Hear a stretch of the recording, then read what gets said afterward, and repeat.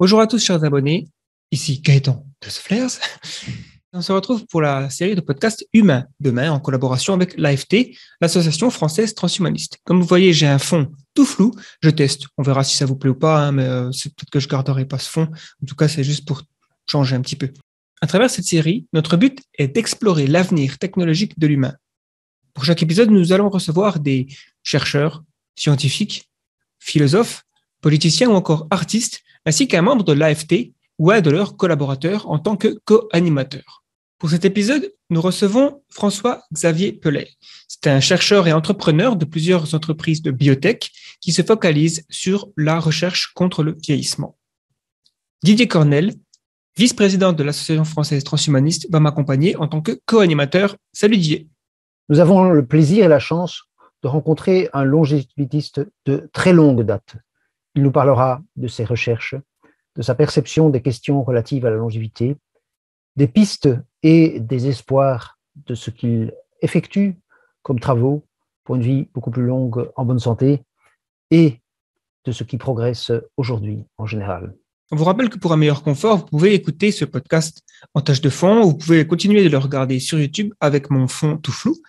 Et voilà, donc profitez-en pour donner un petit j'aime, un pouce, mettre des étoiles, des reviews, tout ça. Ça nous aide à faire monter le podcast dans les moteurs de recommandation de YouTube, de Spotify, d'Apple Podcast et autres. Si vous avez des questions ou des interrogations, n'hésitez pas à les marquer dans les commentaires. On vous souhaite une bonne écoute. C'est parti.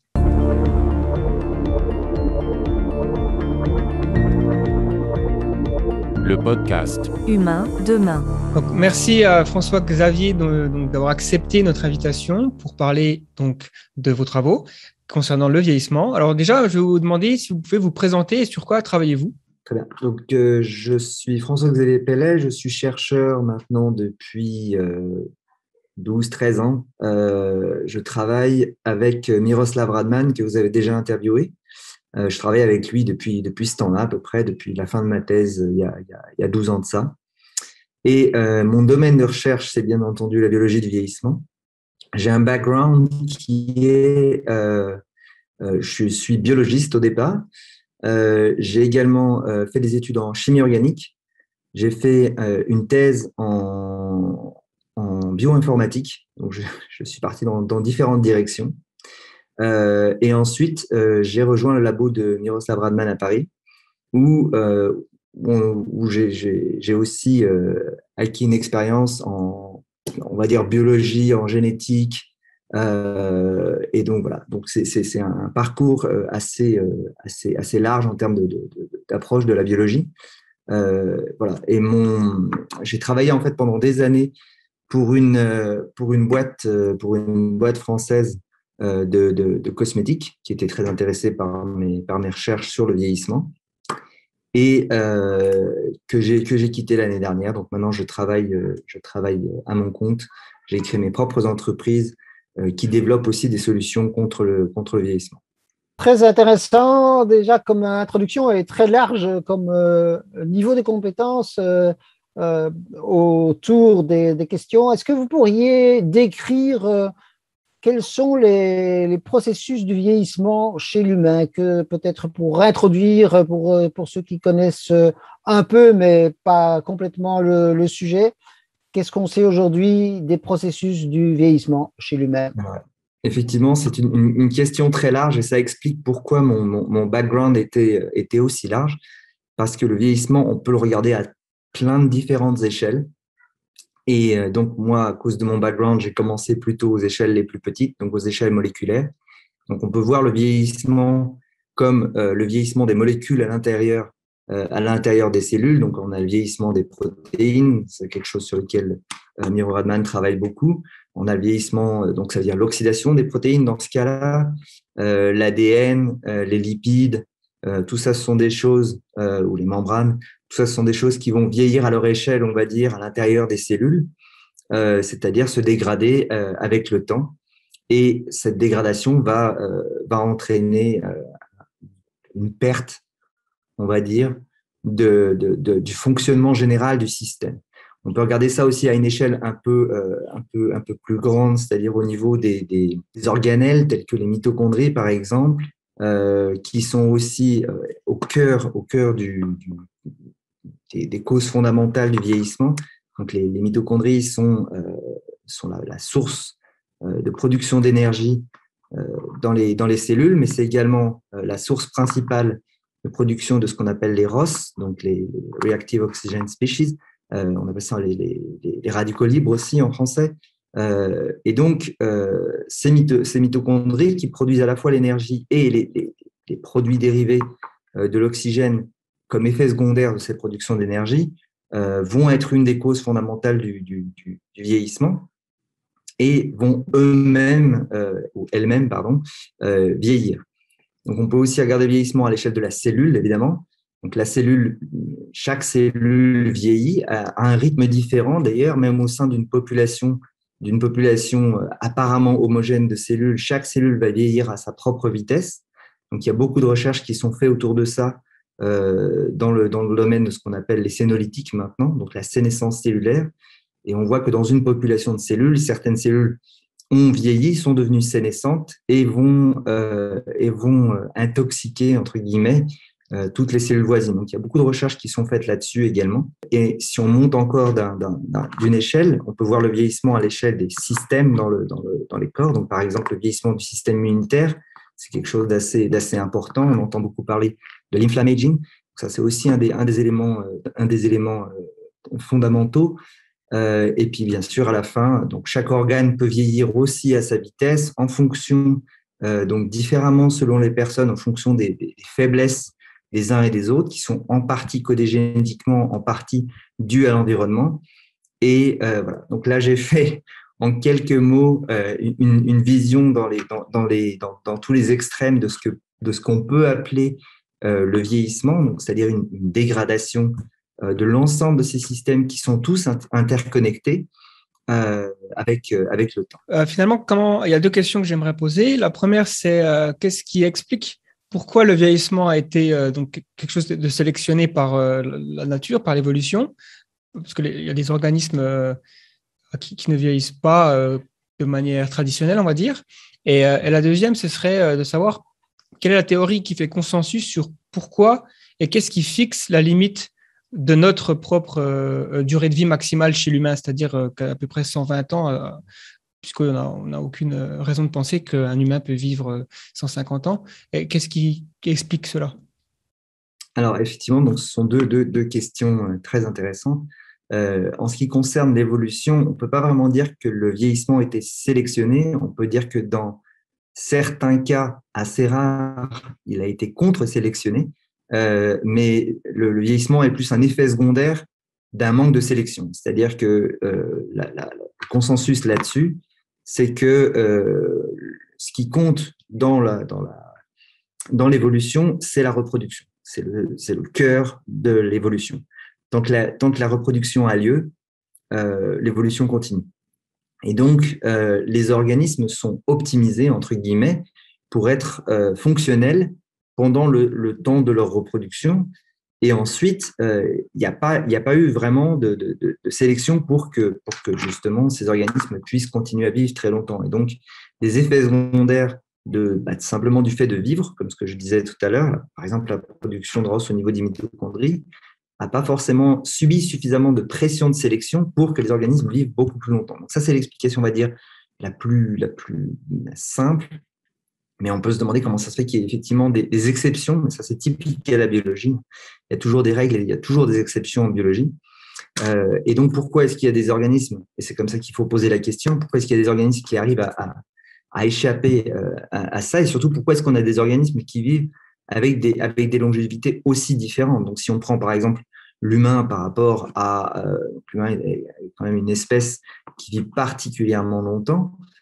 On pourra en rediscuter, mais c'est dans la distribution de la longévité de tous les vertébrés ou même de tous les mammifères, l'humain se trouve complètement à droite de la courbe. Donc c'est un organisme qui vit très longtemps, même si on normalise par son poids.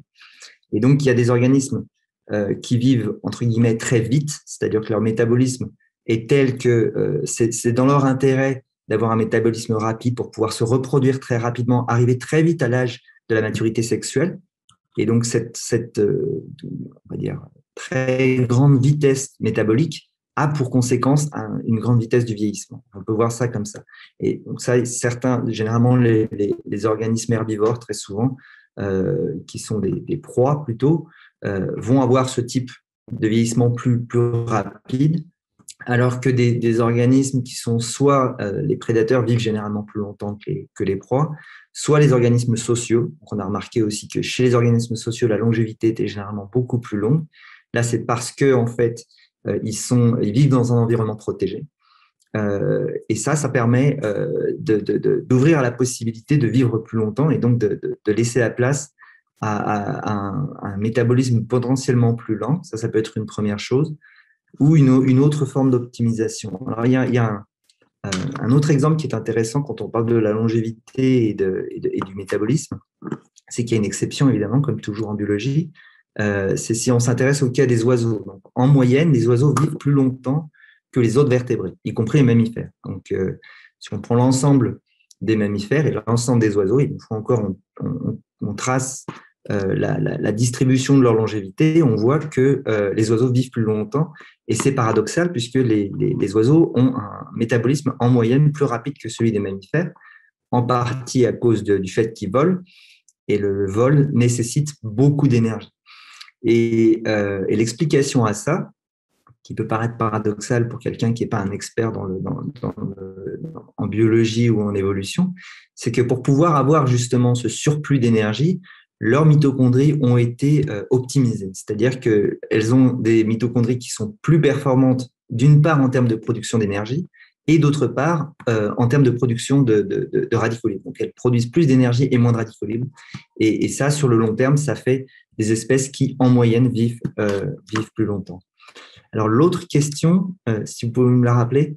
Pourquoi, dans notre cas précis, l'être humain, on a une sorte de plafond de verre de 120, 125 ans? Oui, alors effectivement, la longévité, c'est pareil, on peut regarder longévité et vieillissement comme deux choses un peu différentes, évidemment liées, mais la longévité d'une espèce est définie par, on va dire, l'ensemble de ce qui la caractérise, donc le métabolisme étant une grosse partie de ça. Et donc, on peut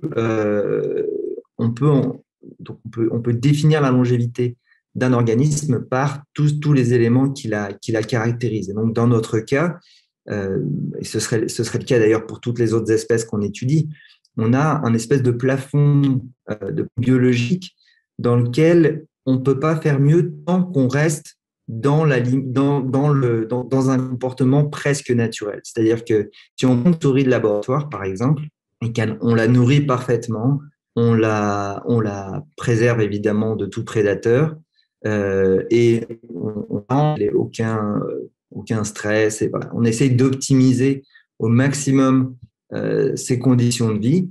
On va arriver à ce qu'on peut appeler son maximum biologique en termes de longévité. Si on veut aller plus loin que ça, évidemment, c'est ça qui nous intéresse, c'est d'aller plus loin que les limites, qui ne sont pas des limites absolues, hein, qui sont des limites relatives à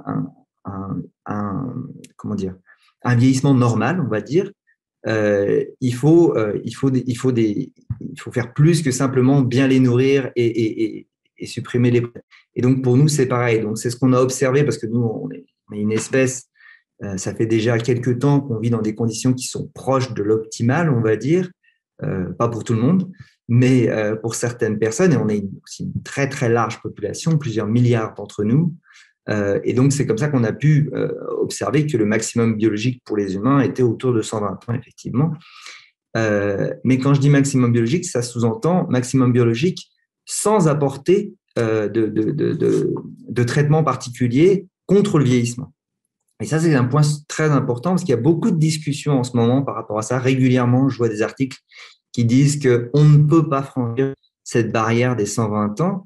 Et les arguments pour dire ça ne prennent pas en compte le fait que, justement, on ne peut pas, tant qu'on n'a pas apporté quelque chose de vraiment supplémentaire. C'est-à-dire que là, on arrivera aux questions suivantes sur qu'est-ce qu'on peut faire pour rallonger l'espérance de vie et pour ralentir le vieillissement et tout ça.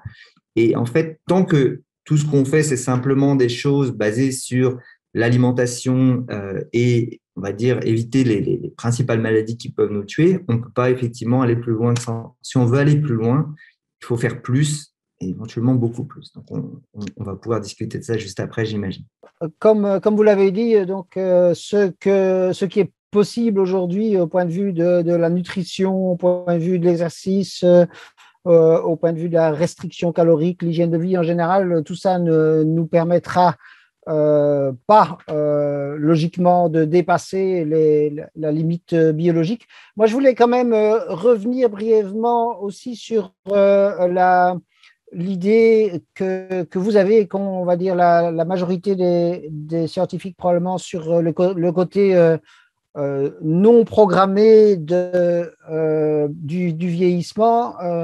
Une chose qui me semble non claire dans ce raisonnement-là, c'est pourquoi est-ce que les animaux arrêteraient pourquoi est-ce que la nature n'a, entre guillemets, pas sélectionné des animaux qui continuent à se reproduire sans limitation de durée, enfin quasiment pas sélectionnés, puisqu'il y a quand même l'exception peut-être des coraux, des coraux, des éponges, mais c'est des animaux avec quasiment pas de système nerveux, c'est presque presque des plantes au point de vue du fonctionnement.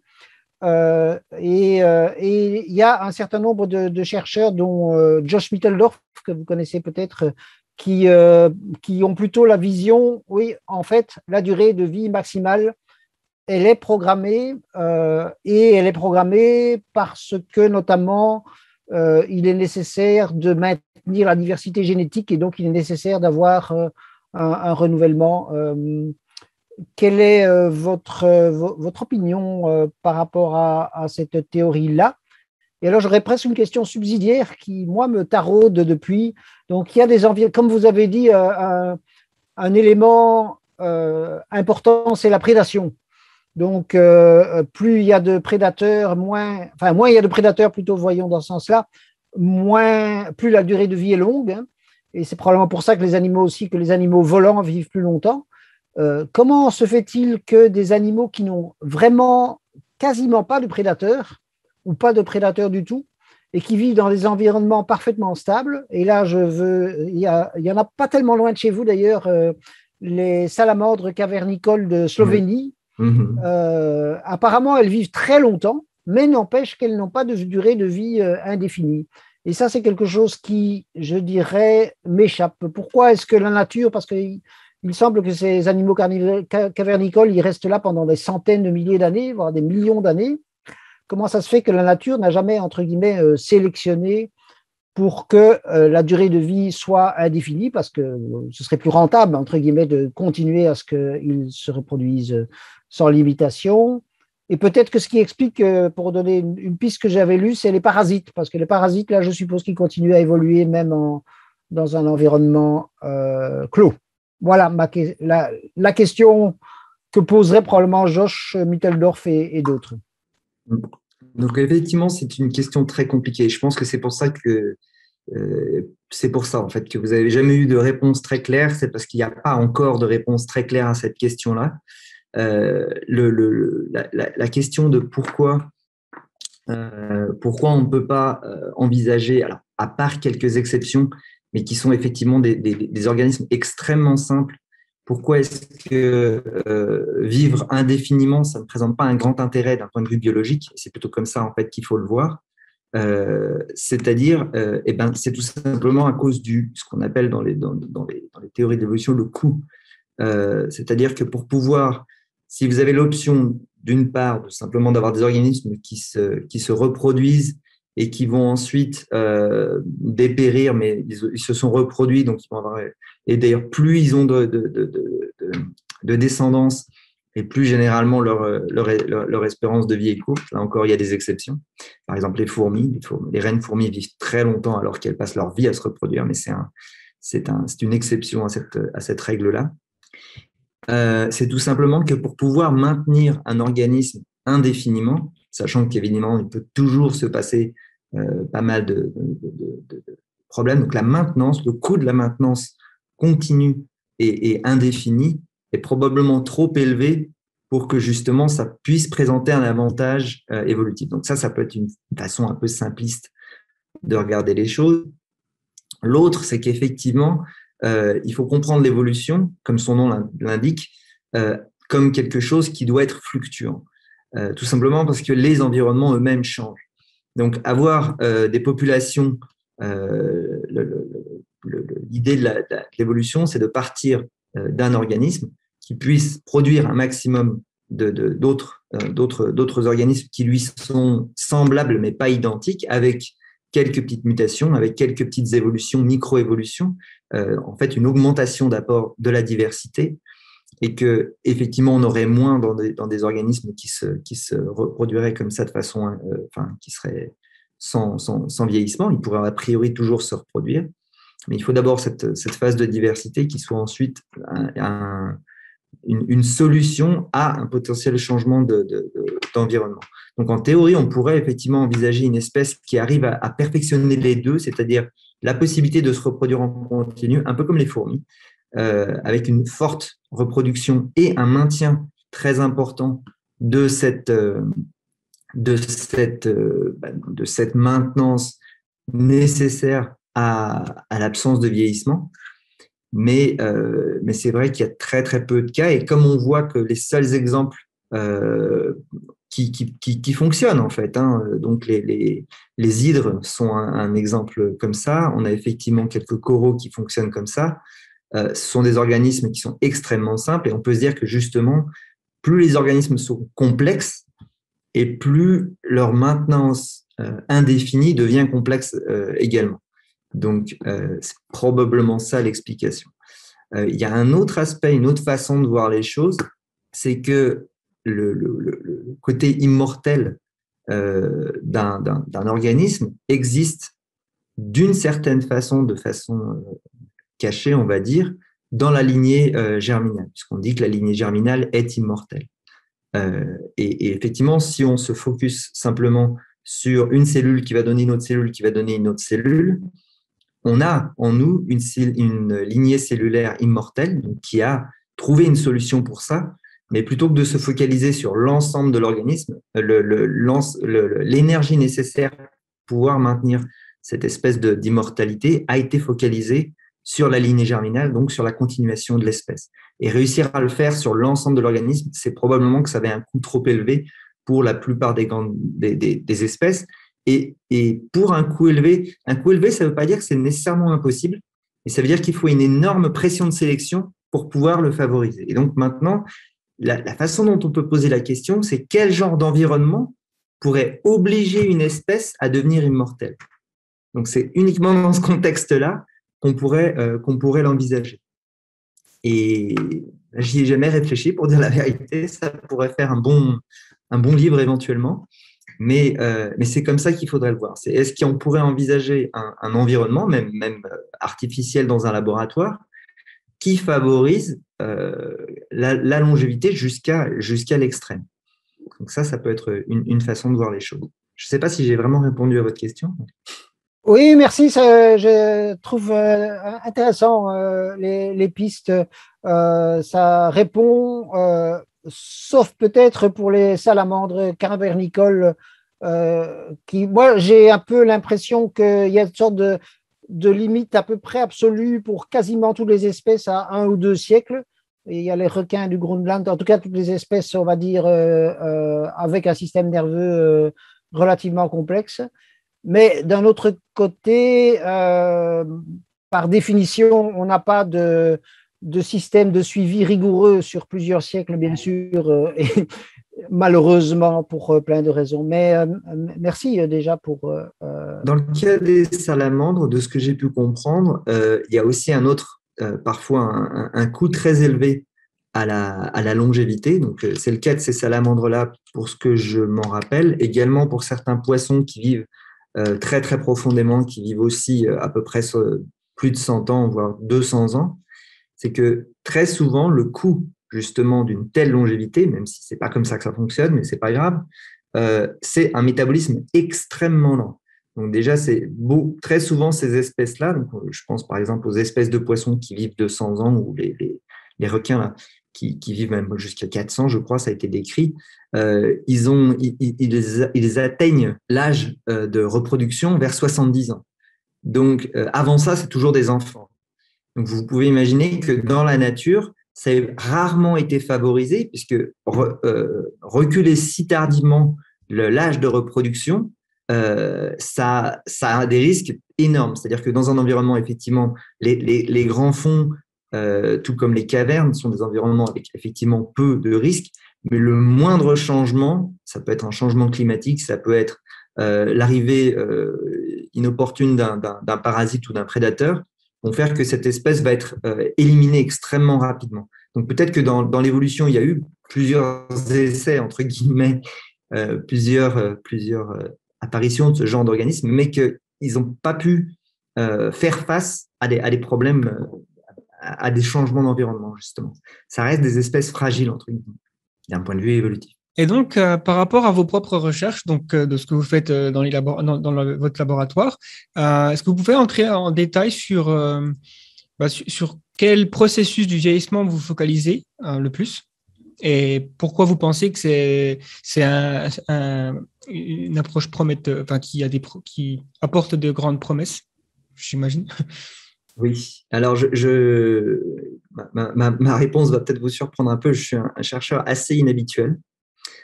Si vous regardez sur ma liste de publications, j'en ai très peu. J'ai travaillé en fait énormément dans la recherche privée et en grande partie, une bonne partie de mes recherches est restée assez discrète, on va dire.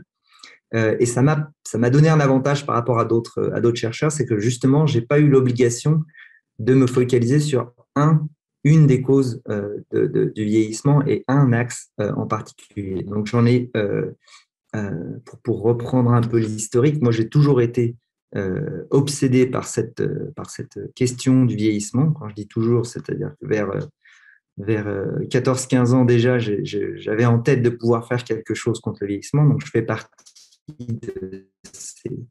de ces fous qui cherchent la quête de l'immortalité depuis très longtemps. Je n'ai pas vraiment d'explication pour ça. Mais en tout cas, j'ai eu la liberté de pouvoir non pas me focaliser sur un seul aspect, mais essayer justement de voir autant d'aspects possibles. Donc, j'ai quand même dû en choisir certains. Donc, comme j'ai rencontré Miro Radman juste après ma thèse, lui, son intérêt, c'était les protéines, le rôle fondamental des protéines et de leur dégradation dans le vieillissement. Donc, j'ai eu une grosse partie de mes recherches qui s'est focalisée là-dessus. Donc, et là, effectivement, ça a du sens. C'est relativement simple à comprendre. C'est-à-dire que les protéines sont plus ou moins les acteurs de tout ce qui se passe à l'intérieur de la cellule à tous les niveaux. Donc, elles ont un rôle dans la structure des cellules. Elles ont un rôle dans toutes les réactions enzymatiques, puisque les enzymes sont des protéines. La synthèse de l'ADN, la réparation de l'ADN, la production d'énergie dans les mitochondries, tout sans exception dans la cellule est fait par des enzymes et donc par des protéines. Et y compris d'ailleurs tous les systèmes de maintenance. Parce que le problème du vieillissement, au moins à l'échelle cellulaire, c'est autant un problème de dégradation qu'un problème de maintenance. Les deux sont sont forcément directement corrélés. Et une bonne partie de ce vieillissement est due au fait que, avec le temps, les systèmes de maintenance eux-mêmes perdent leur efficacité. Donc, quand je parle de système de maintenance, c'est tout ce qui est protéasome, c'est tout ce qui est autophagie. C'est-à-dire ces systèmes qui sont là pour assurer normalement la continuation d'une cellule, même si inévitablement il y a des problèmes qui arrivent. C'est la possibilité de pouvoir réverser ces problèmes-là. Et donc, les systèmes eux-mêmes sont des systèmes qui sont gouvernés par des protéines. Et donc, c'était en partant de ce concept-là que Miro Radman avait décidé de se focaliser entièrement là-dessus. Et on a lancé à l'époque, donc ça fait maintenant 12 ans de ça, un projet dont j'étais à la tête de recherche de molécules à l'intérieur d'organismes extrémophiles, donc de bactéries extrémophiles qui contiendraient, qui, pour le coup, elles ont réussi à évoluer des systèmes de protection contre les différents stress auxquels elles étaient soumises, et en particulier des stress à leurs protéines, puisque vous avez par exemple des organismes, des bactéries qui sont capables de survivre à des températures extrêmes. La chaleur est un dénaturant de protéines. Vous avez des bactéries qui sont résistantes aux radiations. Miro Radman a beaucoup travaillé sur des Inococcus radiodurans, par exemple. Les radiations oxydent les protéines, les endommagent. Et d'ailleurs, c'est ça qu'il a montré. Et donc, elles sont incapables, par exemple, de réparer l'ADN. L'ADN est cassé. Les bactéries classiques, une fois que leur ADN est cassé par les radiations, ne sont pas capables de le réparer puisque leurs systèmes de réparation sont cassés également. Alors que dans les bactéries extrémophiles, leur ADN est cassé également parce que ça, on ne peut rien y faire, c'est un phénomène physique, mais elles sont capables de le réparer parce qu'elles ont trouvé des solutions pour protéger leurs protéines. Donc ça, c'était vraiment le point de départ il y a maintenant quelques années. Et donc, l'idée, c'était est-ce qu'on peut trouver des molécules qui protègent spécifiquement les protéines contre l'oxydation, contre le stress, contre le dépliement. Et ce sont des questionnements qui ont particulièrement d'intérêt pour des applications, pour tout ce qui est, par exemple, maladies neurodégénératives, dans lequel l'une des causes principales, c'est l'accumulation de protéines oxydées, agrégées et tout ça. Donc voilà, ça c'est un des grands pans sur lesquels j'ai travaillé pendant de nombreuses années. Je me suis aussi beaucoup intéressé aux mitochondries, parce que c'était quelque chose qui me semblait être vraiment central, simplement en regardant ce qui existait sur le vieillissement au moment où j'ai commencé dans ce domaine. Les mitochondries étant, donc, comme je l'avais dit tout à l'heure, d'une part largement principale source d'énergie, également la principale source de radicaux libres, et ce sont aussi des régulateurs de l'apoptose. Et donc, il a ce qu'on appelle MFRTA, donc la Mitochondrial Free Radical Theory of Aging, une des plus anciennes et des plus, on va dire, reconnues théories sur la cause du vieillissement, dit qu'effectivement, les mitochondries vieillissent et entraînent le vieillissement du reste. Donc, je me suis aussi pas mal focalisé là-dessus. À cause de mon background, moi, chaque fois que je cherche une solution, c'est une solution généralement à l'échelle moléculaire. Donc, j'ai designé mes propres molécules qui vont targeter les mitochondries et qui vont essayer d'attraper les radicaux dès leur formation pour éviter que ces radicaux endommagent les mitochondries et aillent plus loin dans la dégradation. Donc ça, c'est aussi des choses sur lesquelles je me suis focalisé. Et j'ai aussi travaillé d'autres projets sur justement ces systèmes de réparation, donc l'activation de l'autophagie, du protéasome. Donc, en fait, ce sont des pans de recherche qui sont activement recherchés depuis maintenant pas mal d'années. Mais j'ai travaillé sur toutes ces choses-là. J'y travaille encore d'ailleurs. Plus récemment, je me suis aussi intéressé aux cellules souches. Donc, je me suis mis plus tard que les autres. Mais c'est quelque chose qui effectivement est aussi crucial. Donc, c'est une autre échelle. C'est pour ça que je m'y suis mis plus tard, parce que je suis quand même plutôt biochimiste que biologie cellulaire. Mais effectivement, l'épuisement des cellules souches, c'est un des éléments clés de justement tout ce qu'on vient de discuter sur cette notion de limite. C'est-à-dire que pouvoir réparer à l'intérieur des cellules, c'est très bien, mais une fois qu'une cellule est morte, elle est morte. Et s'il y a un stock limite de cellules souches, une fois qu'on arrive à l'épuisement, c'est terminé. On ne peut pas faire ressusciter les cellules, on ne peut pas faire ressusciter un organe qui est mort. La seule solution à ce niveau-là, c'est soit l'implantation de cellules souches ou éventuellement l'implantation d'organes. Ça, c'est encore un autre niveau. Donc, je travaille également là-dessus. D'ailleurs, j'ai créé une boîte récemment qui se focalise sur ces aspects de cellules souches. Et voilà. Donc, ce sont les grands axes sur lesquels je travaille en ce moment. Donc, ça reste assez large, effectivement. Oui, donc c'est vraiment large en effet, et que pour le moment, et à court, moyen terme, quel est le domaine qui est le plus prometteur dans ceux que vous avez abordés ou même dans ceux que vous n'avez pas abordés, à votre avis? Et vous n'avez pas parlé du tout je crois jusqu'ici, de thérapie génique. Est-ce qu'il y a des choses là? Ah oui, c'est vrai. Alors, donc ça, effectivement, ça fait partie aussi. J'ai essayé de faire une espèce d'arbre de l'ensemble des solutions qui existent. Dans mon labo, j'ai des étudiants qui sont là pour essayer de maintenir ça, pour être sûr que j'oublie rien, justement. Donc, les thérapies géniques, ça en fait partie. Maintenant, c'est de plus en plus à la mode parce qu'effectivement, il y a de plus en plus d'outils qui permettent de faire ça relativement simplement. Je n'ai pas encore abordé le sujet dans mon labo parce qu'on ne peut pas non plus tout faire. Mais évidemment, ça reste quelque chose de très intéressant. Les thérapies cellulaires sont assez proches au final, sauf qu'on modifie d'abord les cellules, puis ensuite on injecte les cellules au lieu d'aller directement manipuler le code génétique de façon un peu aléatoire. Parce que c'est un peu le problème des thérapies géniques, c'est qu'on ne sait pas quelles cellules vont être touchées. Mais leur potentiel est grand, mais j'ai envie de dire, c'est encore une approche qui n'est pas complètement mûre, on va dire. Donc, il y a encore pas mal de choses qui sont en développement. J'ai vu, par exemple, vous avez forcément entendu parler de cet exemple de cette dame qui s'est injectée avec de la télomérase, il me semble. Oui, l'Ispargis, donc avec de la télomérase. Voilà. Et également quelque chose par rapport à la force musculaire. C'était deux modifications génétiques. Donc ça, typiquement, c'est pas quelque chose que moi j'aurais fait, tout simplement parce que je trouve que c'est un peu c'est intéressant, mais enfin, je pense qu'on n'est pas assez, on n'est pas assez clair sur les résultats de quelque chose comme ça, surtout quand on sait que les cellules cancéreuses le font aussi. Donc réactiver la télomérase dans les cellules, c'est une des actions des cellules cancéreuses. Donc, c'est d'ailleurs souvent le risque, on va dire, et le problème de toutes les thérapies anti-âge, c'est qu'on a ce revers de la médaille qui est le risque par rapport au cancer. Mais dans le cas d'une activation totale et aveugle de la télomérase, selon moi, ce n'est pas une bonne idée.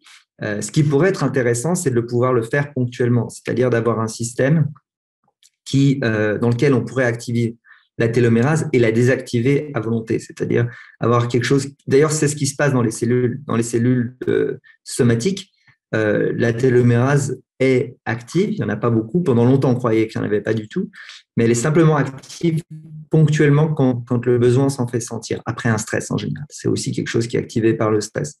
Donc, cette activation et désactivation permet justement de résoudre, entre guillemets, ce potentiel problème de cancérisation des cellules ou on va dire simplement d'augmenter les chances pour que les cellules deviennent cancéreuses.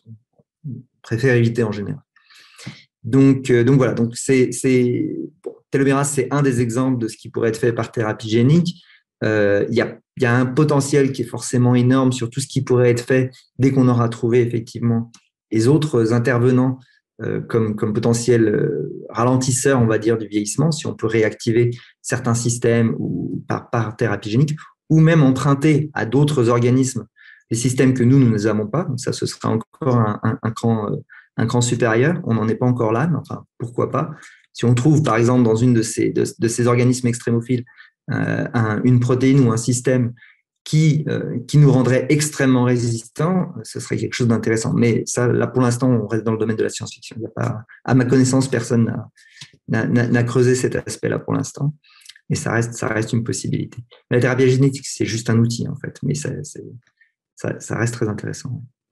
Pour parler d'une autre approche, donc vous en avez parlé un petit peu, c'est les sénolytiques, donc essayer d'éliminer les cellules sénescentes. À quel point ça peut être efficace, cette approche? Alors, c'est une approche très intéressante. D'ailleurs, dans mon labo, j'avais envisagé à un moment d'essayer de m'y mettre aussi. Puis quand j'ai vu à quel point ça s'est développé, je me suis dit que ça servait à rien. Il y a déjà beaucoup de gens qui se sont mis dessus. Il y a déjà en très peu de temps finalement, parce que c'est quand même assez récent. Il y a beaucoup de labos qui se sont mis dessus et beaucoup de solutions concrètes qui sont apparues. C'est quelque chose de très intéressant. Il y a eu beaucoup de résultats vraiment, vraiment très encourageants par rapport à cette approche-là. Moi, c'est quelque chose que certains sénolytiques, je serais prêt à les prendre en supplément alimentaire ou autre parce qu'ils ont l'air de donner des résultats intéressants.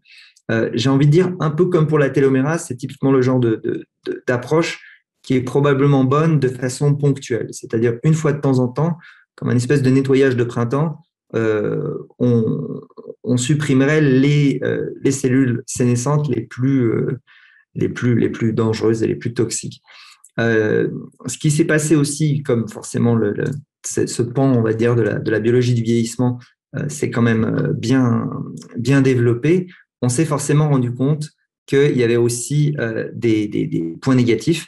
Et donc, c'est bien, ça montre que cet aspect-là a vraiment déjà atteint une certaine maturité. Et ils se sont rendus compte que dans certains cas, les cellules sénescentes n'étaient pas mauvaises du tout. Et ça, c'est aussi le problème de la biologie, c'est que rien n'est jamais clair et rien n'est jamais parfaitement bien défini, puisque cellules sénescentes, ça veut plus ou moins dire, enfin, ça peut vouloir dire des choses très différentes selon le type cellulaire dont on parle. Donc, dans des populations de cellules qui se divisent bien et qui maintiennent des systèmes, on peut imaginer que des cellules sénescentes ce serait très intéressant de les targeter pour pouvoir les éliminer. Il me semble que c'est dans le foie, par exemple, où on a vu que les cellules qui ne se divisaient plus, donc qui avaient toutes les caractéristiques d'une cellule sénescente, continuaient à faire le boulot, et si on les détruisait, on diminuait en fait l'activité de l'organe, parce que la proportion de cellules qui ne se divisent pas et qui sont sénescentes est trop importante pour pouvoir être éradiquée comme ça. Donc, l'étape suivante, je pense, dans le développement des sénolytiques, ça va être des sénolytiques spécifiques qui vont être capables de viser certains types cellulaires et pas d'autres. Et donc, vu la vitesse à laquelle les choses évoluent dans ce domaine-là, c'est pas impossible qu'on arrive vraiment à des choses très intéressantes assez rapidement. Mais j'aime beaucoup je trouve que c'est une approche très intéressante. Parce qu'elle répare, en fait. J'ai essayé de classer, comme je vous disais, hein, j'ai essayé d'avoir la vision la plus large possible sur tout ce qui existe aujourd'hui en termes de traitement et ce qui existera dans le futur. Et on peut un peu classer les approches en deux grandes familles. On va dire ce qu'on appelle les anti-âges classiques, c'est-à-dire des choses qui vont ralentir le vieillissement, qui vont potentiellement compenser des choses. Donc, je mettrais par exemple NAD+ là-dedans.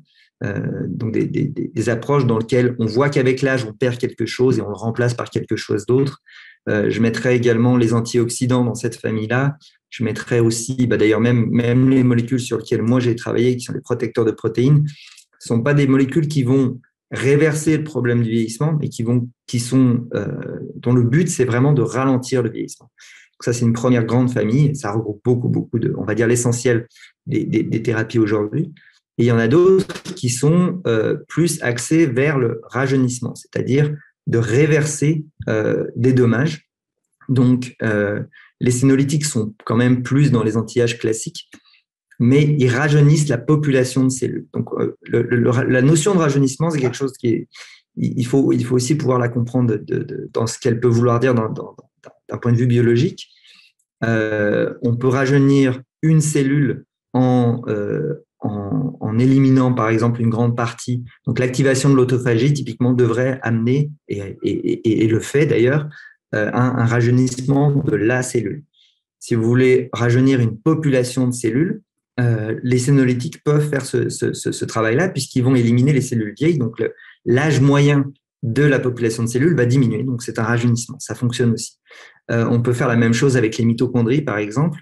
Donc, vous avez la mitophagie, qui est une des branches de l'autophagie, qui va éliminer spécifiquement les mitochondries les plus âgées. Donc là, on a un rajeunissement du pool mitochondrial. Donc là encore, c'est une forme de rajeunissement. Voilà, donc c'est pour moi des approches qui ont justement le potentiel de briser cette limite de 120 ans, puisque là, on parle carrément de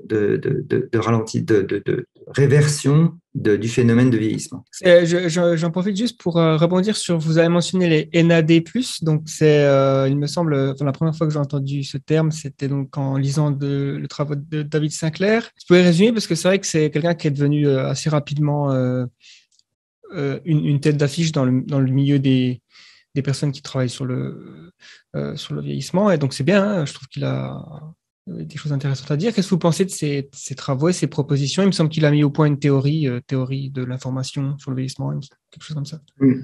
Alors, David Sinclair, il est un des rares chercheurs justement à avoir, alors je ne sais pas comment il a réussi à faire ça, parce que lui, pour le coup, il n'avait pas le même environnement que moi, c'est un chercheur fondamental.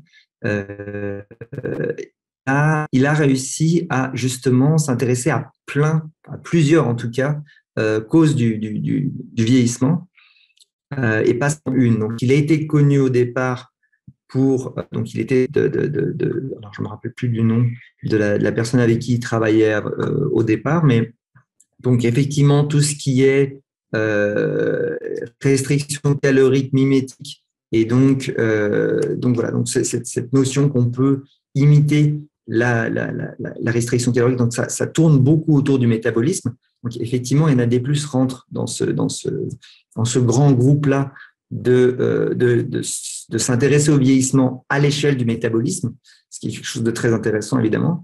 Et il a fait beaucoup de recherches donc il faisait partie des pionniers sur tout ce qui est le resveratrol particulièrement, c'est là-dedans qu'il a été connu au départ.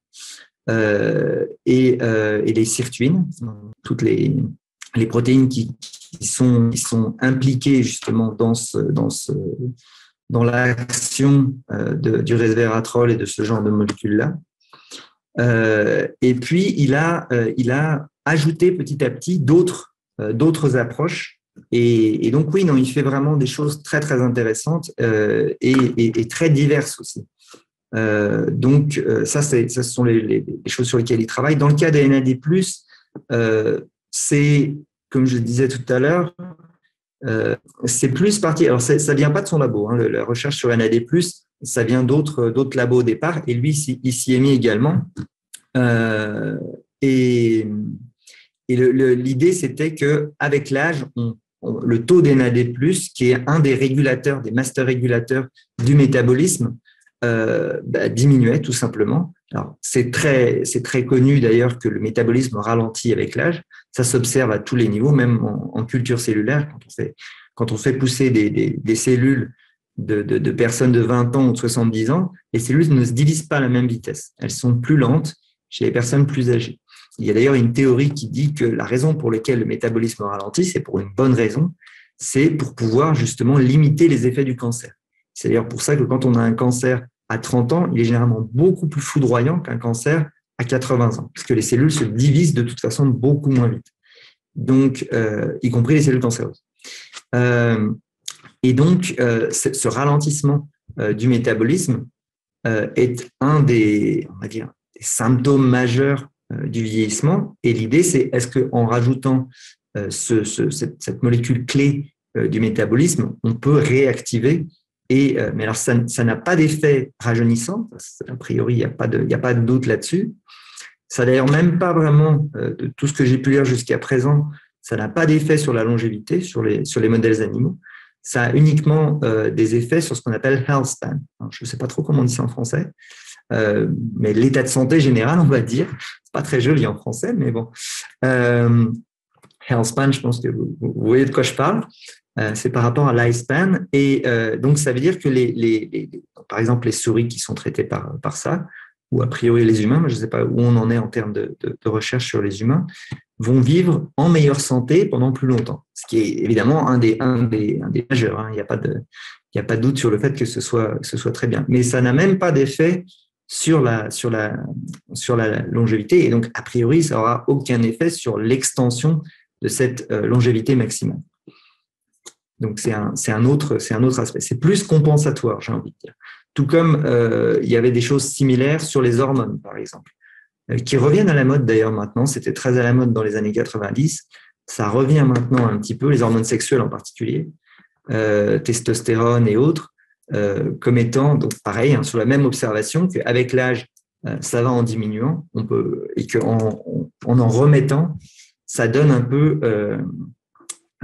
ça redonne en fait une activité similaire à celle qu'on avait quand on était plus jeune. Non, ça ressemble à du rajeunissement, mais la raison pour laquelle je suis aussi, un peu dubitatif des effets sur le long terme de traitements comme ça, c'est que justement accélérer, on va dire forcer entre guillemets un système à fonctionner comme s'il était jeune alors qu'il ne l'est pas, ça peut quelque part accélérer le vieillissement. Mais ça, c'est quelque chose de très personnel et j'ai pas d'argument plus que ça pour le démontrer. Mais j'ai peur que ce soit le risque, en fait. Et que donc, non seulement on n'arrive pas à étendre l'espérance de vie avec ce type de traitement, mais sur le long terme, on pourrait éventuellement même avoir des effets délétères justement d'augmentation de risque de cancer et de choses comme ça. Là, je vais vous poser une question qui sort un petit peu plus de la recherche pure, mais qui encapsule, on va dire, la perception du public, puisqu'il y a certaines personnes qui souhaitent faire reconnaître le vieillissement comme une maladie directement, en disant le vieillissement, c'est une maladie. D'ailleurs, la classification internationale des maladies semble progresser à ce sujet. Il me semble qu'en 2018, c'était en 2018 que l'Organisation mondiale de la santé a reconnu que certaines maladies liées à l'âge existaient, quoi. Quel est votre point de vue à ce sujet? Est-ce que vous êtes plutôt en faveur de reconnaître le vieillissement comme une maladie, ou est-ce que c'est plus une sorte de slogan? Je ne sais pas. Je n'arrive plus à me souvenir. Effectivement, j'ai souvent été à des conférences de Bray de Grey et je sais qu'il était parmi les premiers à essayer de faire ce genre de choses. Je ne suis plus exactement sûr de pourquoi c'était important, mais je pense que c'était plus en termes de financement, en termes de choses comme ça. Le potentiel risque pour moi de faire reconnaître le vieillissement comme une maladie, même si évidemment je le vois en tant que tel, hein, c'est clair que toute ma recherche est pour traiter le vieillissement comme une maladie, donc j'ai pas de problème sur le fond.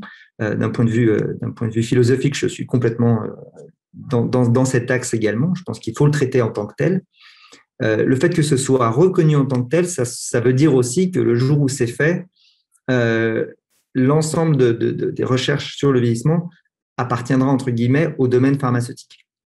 Et ça veut dire aussi que ça peut avoir un effet. Alors, la raison pour laquelle je vous dis ça, c'est qu'aujourd'hui, vous avez des possibilités de prendre, par exemple, des sénolytiques comme supplément alimentaire. Parce que le claim qui va avec les sénolytiques, c'est que ça a un effet contre le vieillissement.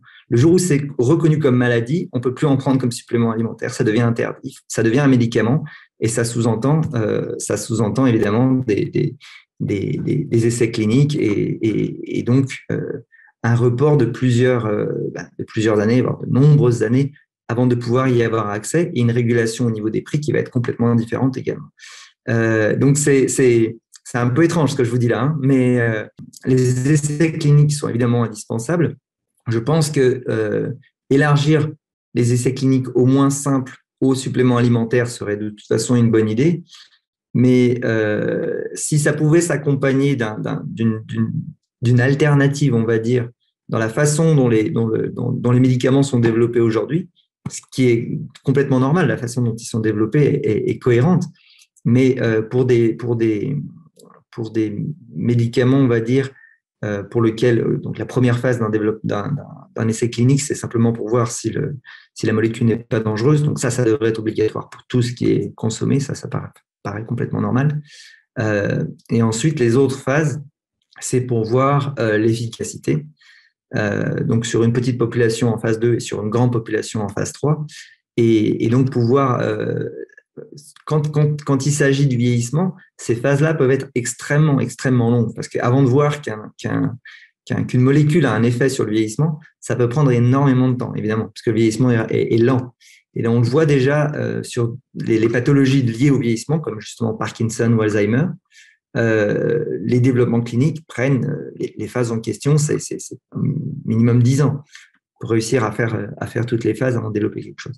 Donc, c'est le seul petit, on va dire, risque que je verrais à voir le vieillissement déclaré comme une maladie, c'est que ça sous-entende que toutes les recherches au vieillissement prennent des délais encore plus larges.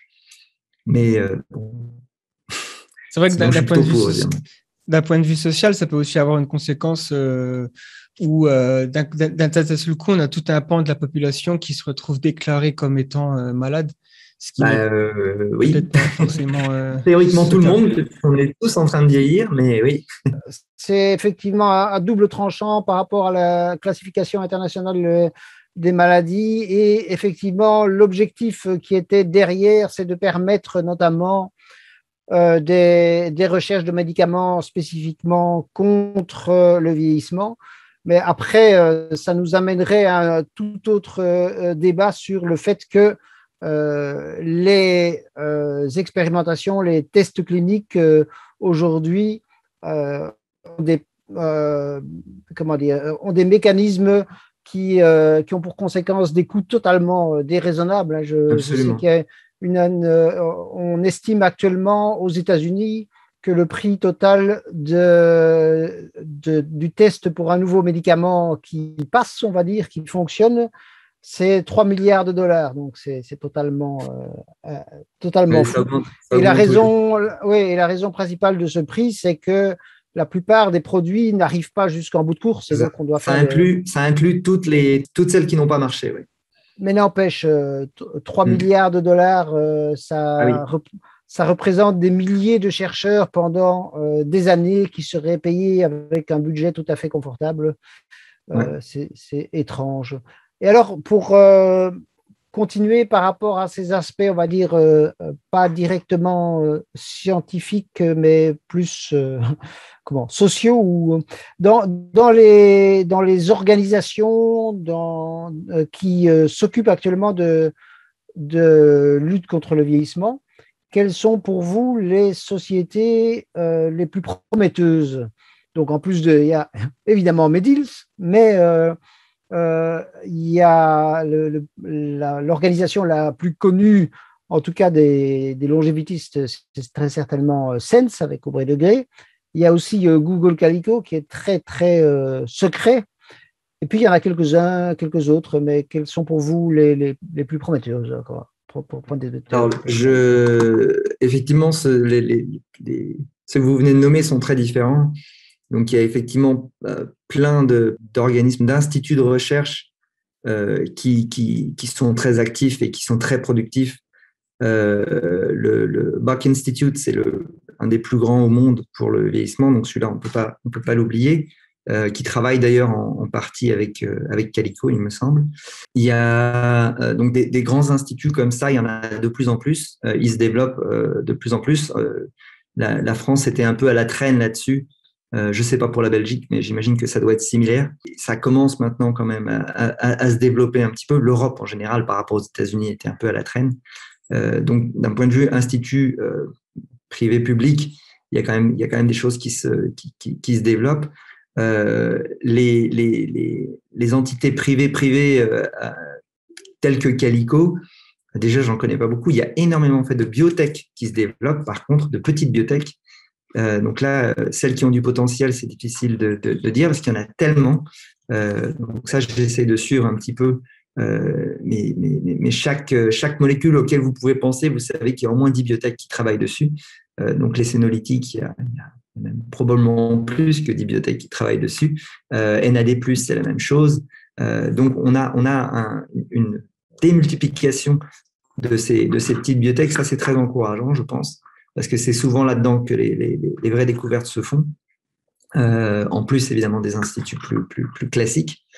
Et les grandes structures, effectivement, à part Calico, je pense qu'il doit y en avoir quelques autres. Il doit y en avoir en Russie, par exemple, mais je ne connais pas leur nom.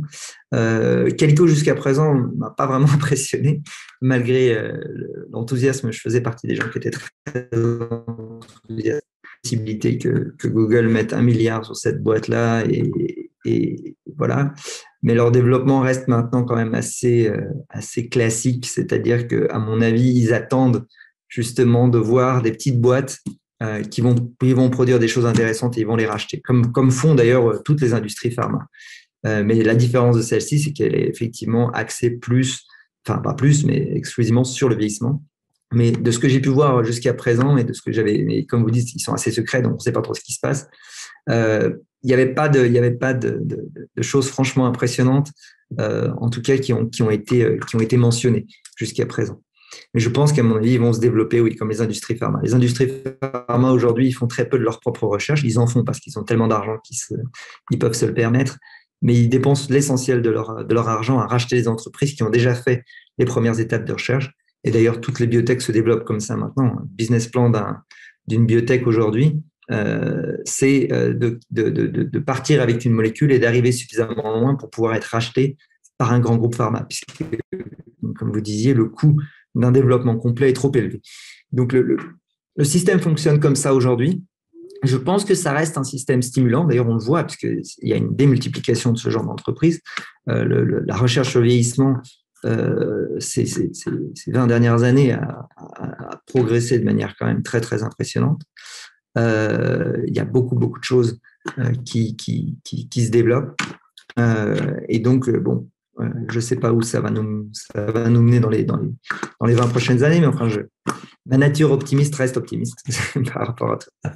J'ai l'impression qu'effectivement, les biotech se multiplient, mais comme vous dites, le but ultime de la biotech, relativement souvent, ça devient de se vendre après à une très grosse société et pas vraiment la recherche. Et un des résultats, c'est que que beaucoup de ces biotech sont dans des situations de concurrence, mais aussi avec de dissimulation de ce qui est recherché. Et ça, évidemment, ça n'est pas favorable à la progression. Plus que justement, je ne peux pas dire, je ne peux pas donner l'exemple précis, mais il y a très peu de temps, encore un chercheur avec lequel je suis en contact m'a raconté, voilà, j'étais payé pour faire tel type de recherche, mais les recherches ne seront pas publiées parce que les résultats étaient décevants. Mais donc, ça empêche après les autres. Donc, il y a peut-être une autre biotech quelque part qui fait les mêmes recherches. Et alors, peut-être alors pour continuer dans la question, mais pour le niveau public, très récemment, Biden, donc le président américain, a annoncé la création de l'équivalent de la DARPA. Donc la DARPA, c'est l'organisme militaire qui fait des recherches par les progrès technologiques militaires, de la création d'une DARPA de la santé. Donc ça deviendrait ARPH pour Agence pour la recherche et la progression peut-être en matière de santé avec un H donc en anglais. Est-ce que là vous avez des espoirs ou si cette DARPA recevait un budget de, on va dire, 10 milliards de dollars, dans quoi est-ce que vous leur conseilleriez de se lancer d'abord?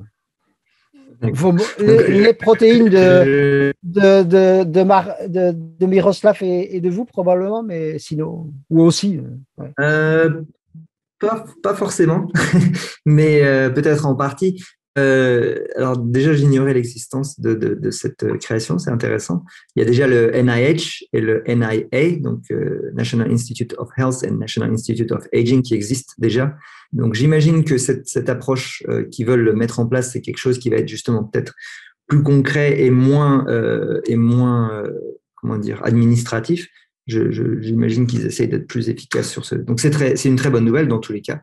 Si les États-Unis veulent mettre plus d'argent dans la recherche sur le vieillissement, c'est une excellente nouvelle pour nous, parce qu'ils sont quand même capables d'être incroyablement efficaces et productifs. Comment est-ce que moi je les conseillerais, ou comment est-ce que je pourrais conseiller une entreprise comme Calico d'orienter ses recherches? Je pense que justement, j'essaierais de faire ce que j'ai fait ou ce que d'autres ont fait, c'est-à-dire d'être aussi large que possible et d'essayer de voir les combinaisons de technologies. Je pense qu'aujourd'hui, c'est un peu ce qui manque. Moi, c'est ce que je fais un peu dans mon labo, mais je fais partie malheureusement de ceux qui sont très, très discrets sur leurs recherches. Donc, je ne peux pas jeter la pierre à toutes ces biotech qui font des recherches discrètes parce que je fais la même chose. Mais je comprends effectivement les conséquences que ça a pour la recherche de façon générale. Même si ça finira par sortir un jour, ça ralentit l'ensemble, ça c'est sûr. Mais bon, c'est les conséquences du système. Mais je pense quand même que justement, avec tout ce qu'on a pu découvrir jusqu'à présent, on devrait maintenant être mûr à essayer de combiner ces différentes thérapies, parce que donc il y a un potentiel de synergie entre ces différentes approches et pouvoir avoir c'est difficile à faire, hein. La recherche classique consiste à changer un élément un par un et à regarder les effets, et les combinaisons sont toujours compliquées. Les combinaisons de 2, c'est déjà compliqué, mais les combinaisons de 3, 4, 5, 6 thérapies différentes, à mon avis, c'est comme ça qu'on y arrivera. C'est comme ça qu'on arrivera à vraiment pousser à pousser les limites de ce qui peut être fait aujourd'hui, mais surtout de pousser ces limites de 120 ans dont on parlait tout à l'heure, ce sera par la combinaison de toutes ces différentes approches. Donc, je vais peut-être vous décevoir dans ma réponse. Je ne peux pas vous dire qu'il y en a une qui est vraiment extraordinaire et qui va écraser tout le reste. Je n'y crois pas du tout, d'ailleurs. Et à cause de la complexité de la biologie, je suis sûr qu'il faut justement avoir une approche multi-target. Donc là, pour le coup, j'ai une vision complètement différente de Miroslav Radman là-dessus, qui lui est vraiment très focalisé sur cet aspect de protection des protéines, qui est effectivement une grosse partie, mais ça suffit pas. Il faut faire ça, il faut aussi réparer les mitochondries, il faut aussi réactiver les systèmes d'autophagie et protéasome, il faut aussi faire du remplacement de cellules, éventuellement du remplacement d'organes. Il faut vraiment avoir, et jouer aussi sur tous ces aspects métaboliques avec ces molécules-là. Et je serais vraiment très curieux de voir des recherches qui soient multi-approches en parallèle. C'est compliqué et c'est vraiment contre le courant actuel de la science, quoi. Mais c'est quelque chose qui, à mon avis, aurait un potentiel énorme. La dernière annonce importante qui a été faite par rapport à ce DARPA de la santé, c'était une annonce de budget qui aurait 6,5 milliards de dollars, donc c'est important, pas gigantesque, mais important. Et donc, ça s'appellerait exactement la Advanced Research Project Agency for Health, et ce serait donc à l'intérieur de la NIH, donc de l'Institut national de la santé. Donc, ça correspond assez bien à ce que vous disiez. Et donc, ça n'est pas axé spécifiquement sur les questions de vieillissement, malheureusement de notre point de vue, mais il parlait quand même notamment d'Alzheimer, dont on n'a pas encore parlé d'ailleurs, et dont on parlera peut-être. Voilà. Oui, donc d'ailleurs, on a parlé un peu de financement. Et comment expliquez-vous que finalement le financement de la recherche sur le vieillissement soit une toute petite fraction du financement de la recherche contre le cancer ou Alzheimer, alors que paradoxalement, la recherche montre que ces deux maladies sont des conséquences directes du vieillissement. Il me semble même que j'ai lu ça dans le livre Ageless d'Andrew Steele, récemment, qui est sorti d'un très bon livre sur qui résume pas mal la recherche aujourd'hui sur le vieillissement. Alors, c'est quoi le nom de l'agence américaine qui travaille sur le vieillissement, la NIA. NIA. La majeure partie de leurs fonds sont consacrés à Alzheimer, finalement. Il me semble, alors après, je ne sais pas exactement les chiffres, mais pourquoi il y a autant presque de timidité à financer directement le vieillissement et plutôt se dire, OK, on va d'abord faire le cancer, on va d'abord faire Alzheimer. Oui. Alors, je pense qu'effectivement, ça, pour le coup, c'est la vraie justification de pourquoi il faudrait reconnaître le vieillissement comme une maladie. C'est que le fonctionnement du financement actuel est basé sur les maladies. L'idée, c'est on a une longue liste de maladies, on a la mortalité associée à chaque maladie et le budget associé à chaque maladie est généralement relatif à Donc, il y a eu des grands projets cancer dans les années 90-2000 en France et ailleurs, dans tout le monde entier d'ailleurs, qui ont fait d'ailleurs que la recherche a avancé, mais les budgets sont faits comme ça et les financements sont faits comme ça. Et c'est vrai que le vieillissement, si on tel qu'il est, c'est-à-dire comme étant effectivement la cause, et dans tous les cas, le facteur principal de cause de 90% des maladies aujourd'hui, 90% de morts aujourd'hui, pouvoir targeter ça aurait plus de sens que n'importe quoi d'autre. Mais c'est vrai aussi que c'est pas vraiment comme ça que les choses fonctionnent aujourd'hui, malheureusement, puisque ça sous-entend aussi de basculer d'un système actuel qui est un système de thérapie, c'est-à-dire qu'on est malade et on se soigne, à un système de prévention. Beaucoup, le vieillissement peut être vu comme quelque chose qui arrive en amont des maladies, et targetement, ça sous-entend prévenir l'apparition de maladies. Donc, d'un point de vue, oui, ça se comprend tout à fait. C'est-à-dire que, ils ont pour eux tout intérêt à continuer à fonctionner comme ils fonctionnent, c'est de soigner les gens qui sont malades. Mais pour des gouvernements, c'est plus difficile de comprendre qu'il n'y ait pas plus de choses qui soient investies dans la prévention. Je pense que quand même, ça commence à se développer. Et c'est vrai que par rapport au coût, simplement, donc là, on parle simplement de conséquences pour un pays, surtout des pays qui, par exemple, comme la France, que je connais mieux, pratiquement tous les soins médicaux sont gratuits et sont payés par l'État. Les économies qui seraient réalisées en développant tout ce qui est le préventif seraient énormes, ça c'est sûr. Donc je sais pas, j'ai pas vraiment plus d'explication. Je suis d'accord, je peux difficilement ne pas être d'accord avec le fait que oui, ce serait dans l'intérêt d'un État de focaliser une énorme partie de son budget à la prévention et en particulier au vieillissement.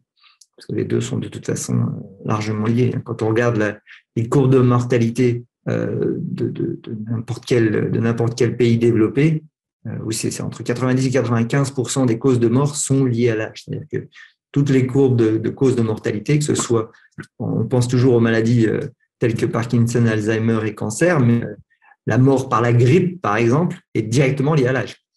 Si vous avez la grippe à 30 ans, vous ne mourrez pas, rarement, et si vous l'attrapez à 80 ans, vous avez beaucoup plus de chances d'en mourir.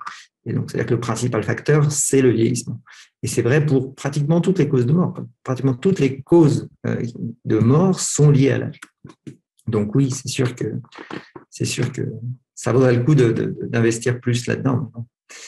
Mais c'est peut-être à cause de ça, justement, qu'il y a autant de biotech qui se sont développées. C'est que c'est par dépit du faute de financement dans les institutions publiques.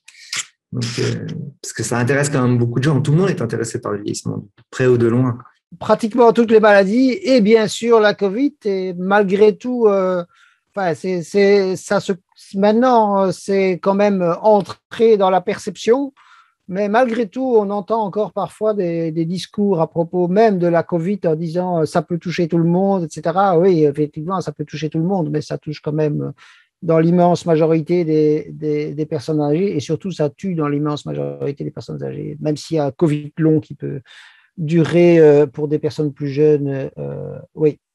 Et peut-être dans la continuation, on a abordé déjà un peu cela. Vous avez abordé un peu cela tout à l'heure sur des choses qui avaient varié, mais depuis le début de votre carrière, au point de vue de la perception extérieure, disons, est-ce que vous avez ressenti déjà de la perception du grand public et de la perception par les autres scientifiques non impliqués dans la question de longévité, est-ce que vous avez ressenti des changements, des évolutions positives, négatives? En termes de perception du public, pas vraiment. J'ai envie de dire on est toujours divisé entre, vous savez, il y a une étude là-dessus d'ailleurs, et c'est quelque chose que vous pouvez tester assez facilement. Si vous demandez à quelqu'un s'il existait un médicament qui permettait d'arrêter le vieillissement, s'il le prendrait ou pas,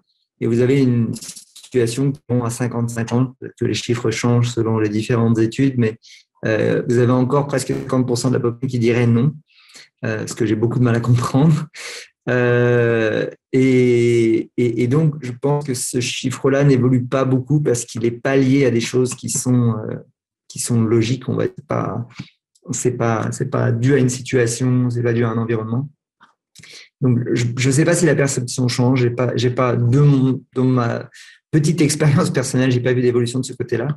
La grosse évolution que j'ai vue, c'est ce que j'ai dit tout à l'heure, c'est l'augmentation du nombre de biotech, donc la recherche privée et la recherche publique aussi d'ailleurs, qui a quand même beaucoup augmenté ces 10, 15, 20 dernières années.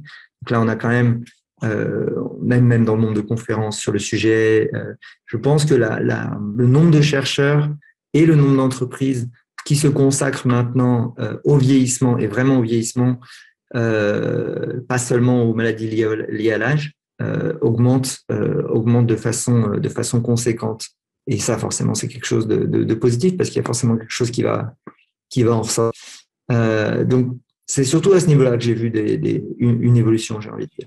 Ouais, c'est vrai qu'il y a aussi récemment, j'ai assisté à une interview donnée par Aubrey de Grey qui était très ravi de voir qu'il y a une nouvelle communauté qui s'intéresse au vieillissement. C'est la communauté des cryptos, des gens qui sont on va dire, beaucoup de jeunes. Ils sont jeunes en général. Voilà, des gens qui sont assez jeunes, qui ont bénéficié de bons investissements en crypto notamment en Bitcoin quand ça valait pas grand-chose.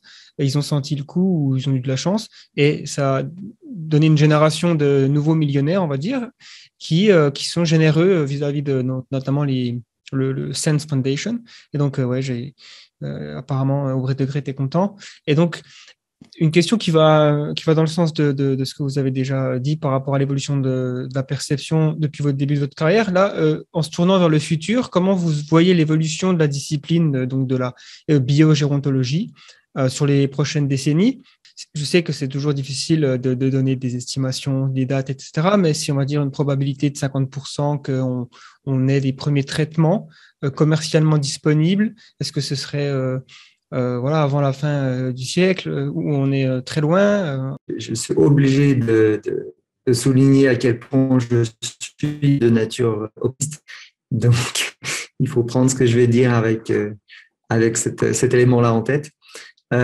Mais je pense que, étant donné la façon dont les choses évoluent en ce moment, et d'ailleurs même les entreprises de biotech ont ce fonctionnement-là, on a plus de chances aujourd'hui de voir une évolution des traitements entre guillemets contre le vieillissement d'abord en supplément avant de devenir des médicaments. Enfin, il y a une évolution, donc je pense que clairement il va y avoir bientôt, on arrivera peut-être dans 10 ans, peut-être dans 15 ans, justement à cette notion de médicaments contre le vieillissement. Mais j'ai rien contre l'idée que ça se passe au niveau des suppléments. Peut-être que le monde même du supplément alimentaire puisse évoluer ou peut-être qu'on crée comment dire, une ligne intermédiaire entre les suppléments et les médicaments qui soit ce qu'on appelle la médecine préventive, qui est un fonctionnement qui serait différent, intermédiaire entre les deux, qui obligerait à avoir des essais cliniques, ce qui n'existe pas ce qui n'est pas obligatoire, on va dire, pour les suppléments, mais qui soient des essais cliniques qui soient raccourcis et qui soient optimisés pour cette thématique-là. Ce serait l'idéal. Alors là, ce que je vous dis, c'est du wishful thinking. C'est pas quelque chose que j'ai vu ou entendu quelque part. C'est quelque chose que moi j'aime personnellement.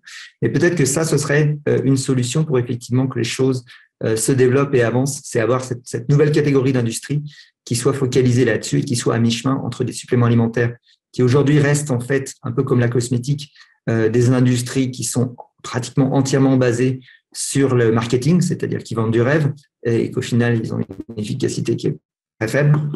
Et les industries pharma qui sont complètement cloisonnées avec des systèmes qui sont extrêmement durs à pénétrer et qui font que c'est très difficile de développer un médicament aujourd'hui.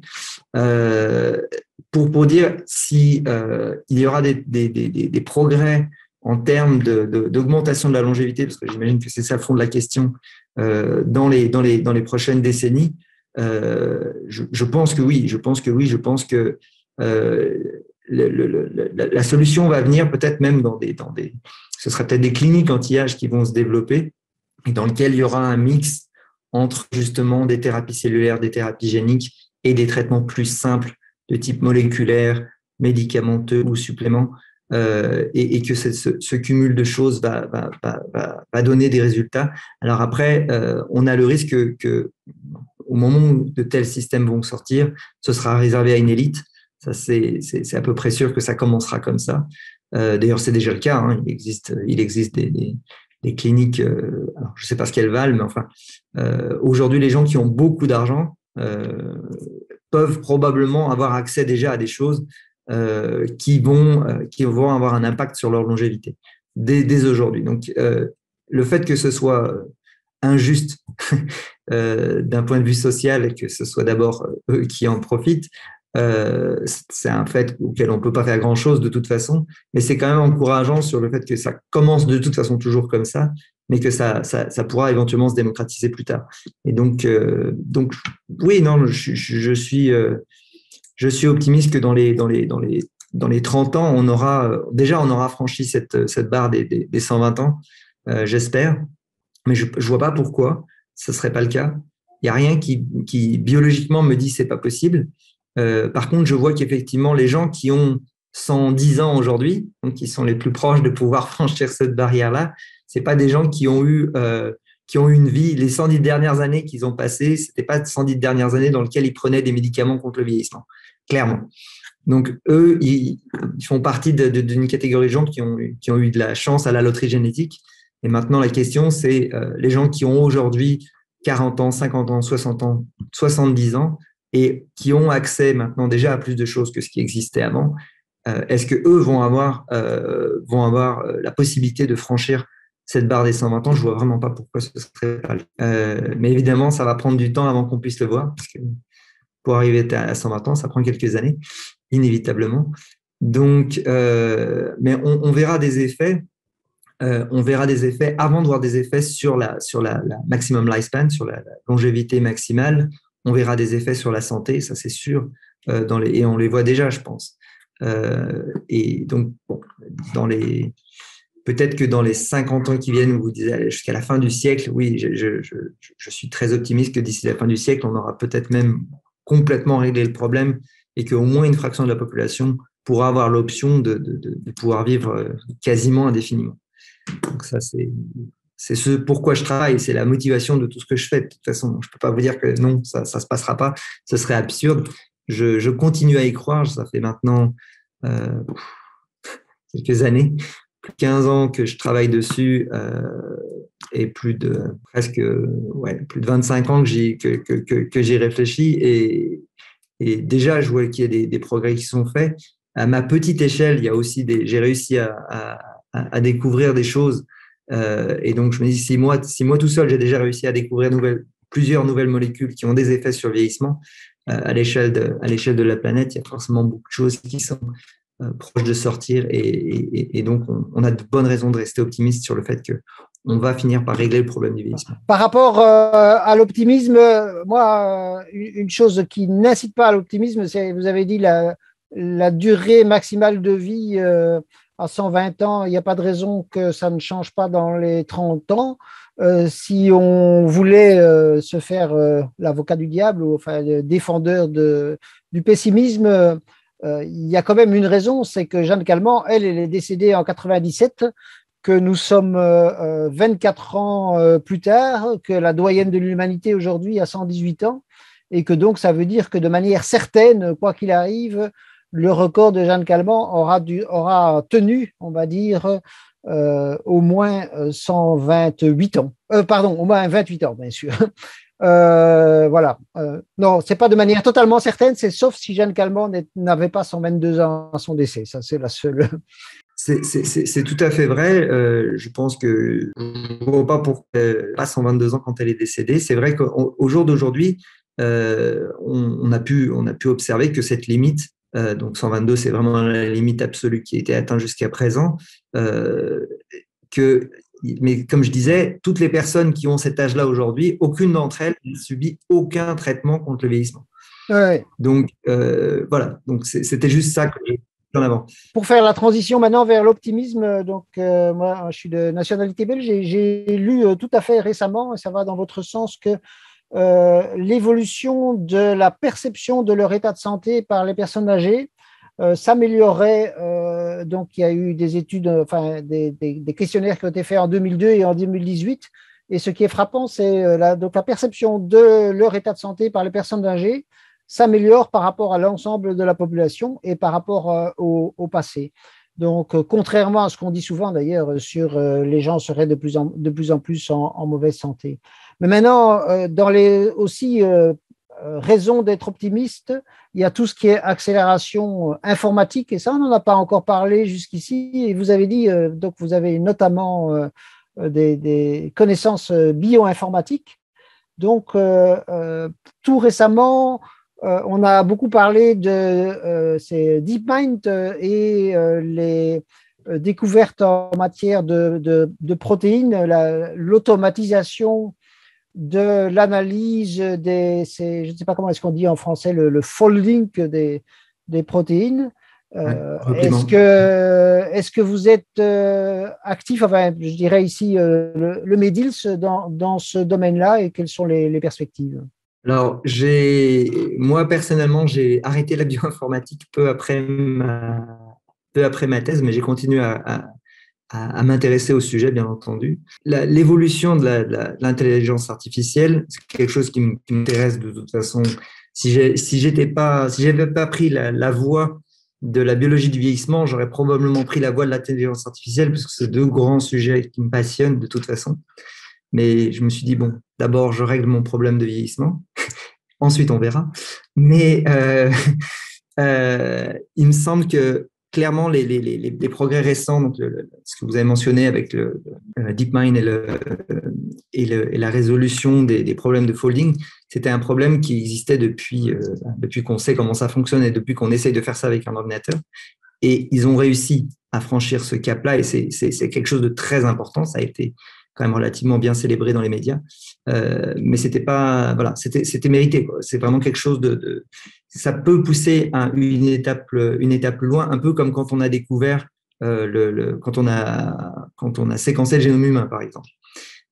Ça vraiment, c'est ce genre d'étape-là dont on parle, puisque connaître le folding des protéines, ça sous-entend pouvoir faire ce qu'on voulait faire depuis des années, qu'on avait commencé à faire un peu. Là, je mets au nom de l'ensemble de la recherche, y compris pharma, c'est-à-dire rechercher des cibles, faire du screen, mais par informatique, du screening de molécules via un ordinateur.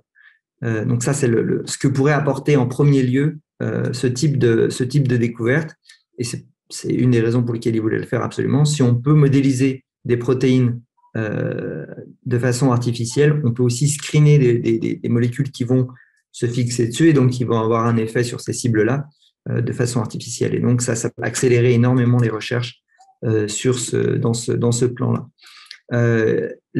L'utilisation de l'AI, de l'intelligence artificielle pour le vieillissement a aussi le vent en poupe. Il y a une entreprise, j'arrive plus à me souvenir le nom, c'est un Russe qui a lancé ça. In Silico Medicine. Voilà. Donc c'est la boîte qui a le plus qui a le plus développé et qui est le plus en vogue en ce moment pour ce genre de choses. Ils ont l'air de bien fonctionner. Alors là, on en est quand même, je pense, à un stade assez tôt dans le développement de ce genre de technologie, mais en tout cas, maintenant, ça existe, et il y a 10 ans, ça n'existait pas. Donc, on a vraiment quelque chose qui va potentiellement se développer là-dedans. Le MEDIS n'est pas axé là-dessus. Ça demande une expertise que nous n'avons pas.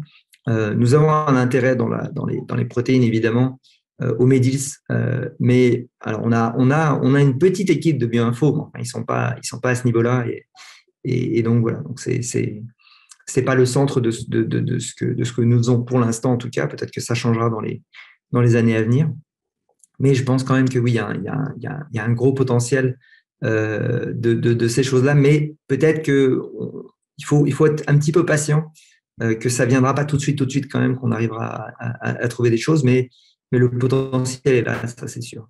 Oui, c'est vrai que d'une manière générale, l'intelligence artificielle a cette promesse de pouvoir accélérer pratiquement toutes les recherches humaines, puisqu'il s'agit d'ajouter de l'intelligence, et c'est la chose qui a le plus de valeur dans les activités humaines, en tout cas dans le progrès technologique et scientifique. Donc, par rapport à quand on regarde les communautés comme le longévitisme et le transhumanisme, ils s'intéressent à ce qu'on appelle l'immortalité, c'est-à-dire un stade qui est comparable à l'immortalité biologique, mais c'est un terme qui a été préféré, notamment à l'AFT. Il me semble que le terme amortalité est peut-être plus facile à communiquer. Est-ce que donc vous pensez que nous pourrons atteindre un jour ce stade en tant qu'être humain, qui est similaire finalement à certains organismes comme la méduse Turritopsis nutricula qui est souvent mentionnée, même les homards, il me semble, et certains coraux et des arbres? Alors, ce que je disais tout à l'heure, moi, de toute façon, c'est mon objectif.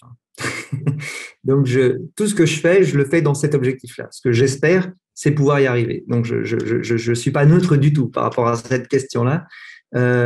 Donc, j'ai dévoué toute ma carrière et toute mon énergie à pouvoir atteindre quelque chose comme ça. Donc, oui, j'y crois toujours.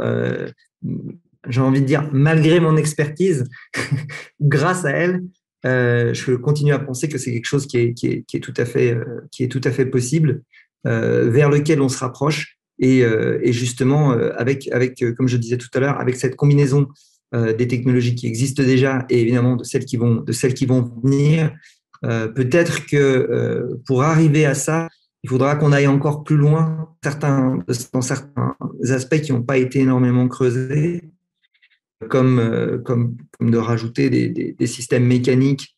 Donc là, on se rapproche peut-être plus des idées du transhumanisme. Donc d'avoir des pompes filtrantes qu'on puisse rajouter. On a d'un point de vue biologique la possibilité de resynthétiser de nouveaux organes pour remplacer ceux qui deviennent déficients.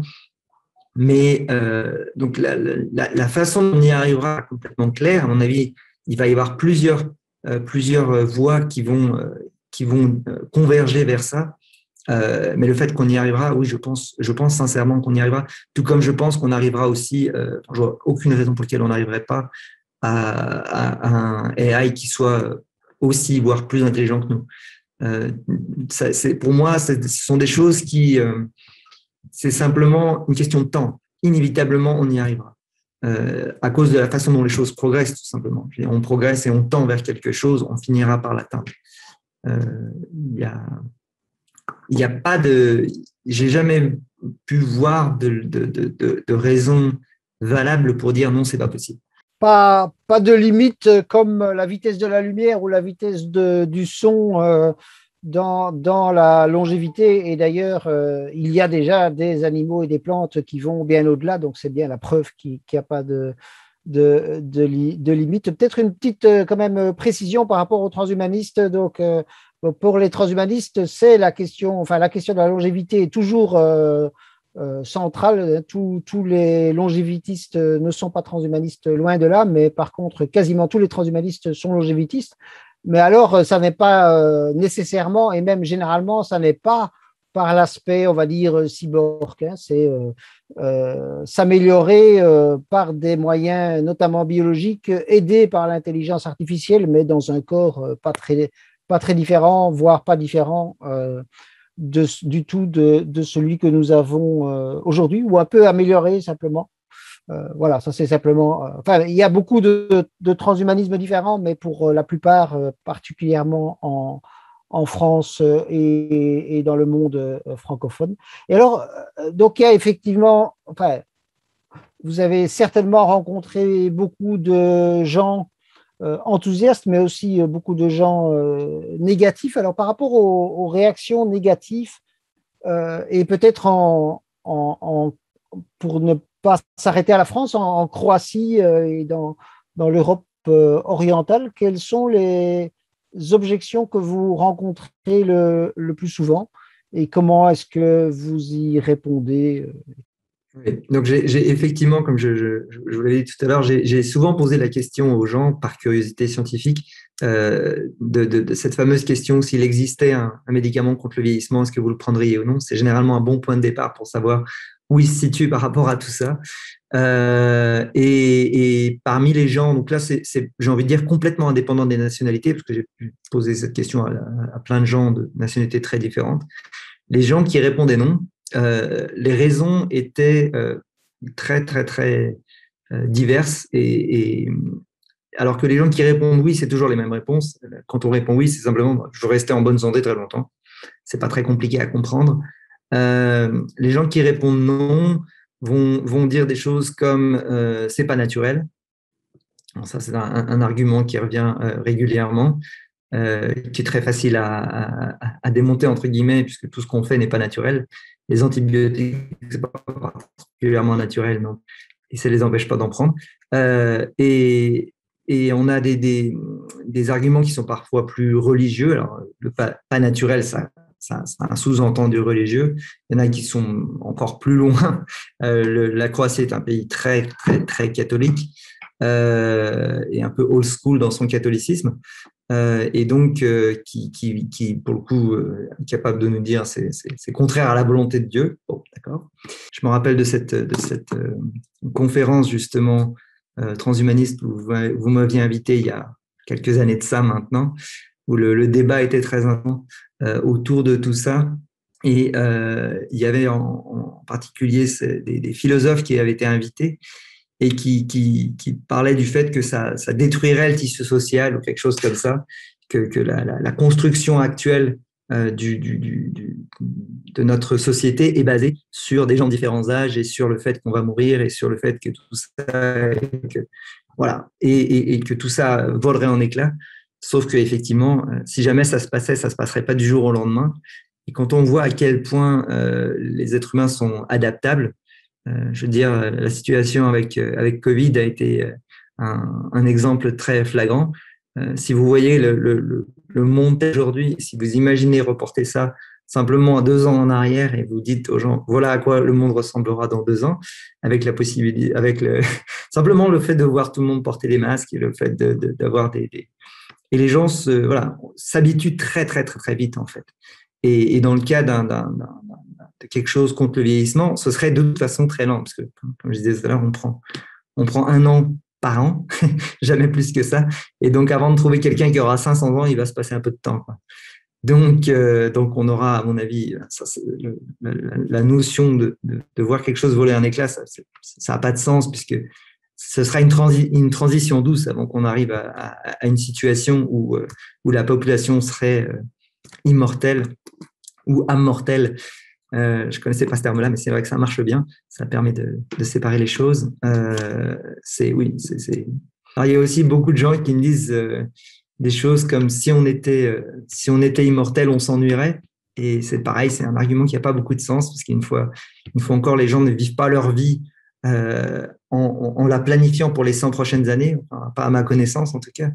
Ils vivent leur vie au jour le jour, à la semaine, au mois, au mieux à l'année, et que leur vie dure 1 an, 20 ans ou 2000 ans, ça n'a finalement aucun impact sur leur taux d'ennui. Je pense que c'est des faux arguments, en fait. C'est juste que les gens essayent de se projeter dans une situation qu'ils n'arrivent pas à concevoir. Donc, ça dévie leur vision de ce que ça peut être. Et puis, comme j'entendais, j'aimais bien, j'entendais comme contre-argument quelqu'un qui disait c'est pas parce qu'un enfant ou un adolescent de 12-15 ans s'ennuie qu'on va le tuer, quoi, qu'on va lui proposer de se suicider. J'ai entendu toutes sortes de choses, mais j'ai jamais entendu de choses qui avaient beaucoup. Le seul, un des points que Miro soulevait à une époque, parce que Miro il est un peu entre les deux, il n'est pas complètement clair par rapport à tout ça, bizarrement, malgré les recherches sur lesquelles il travaille. Disons qu'il n'est pas convaincu, lui, beaucoup du fait qu'on y arrivera. Je ne sais pas s'il l'avait mentionné dans son interview.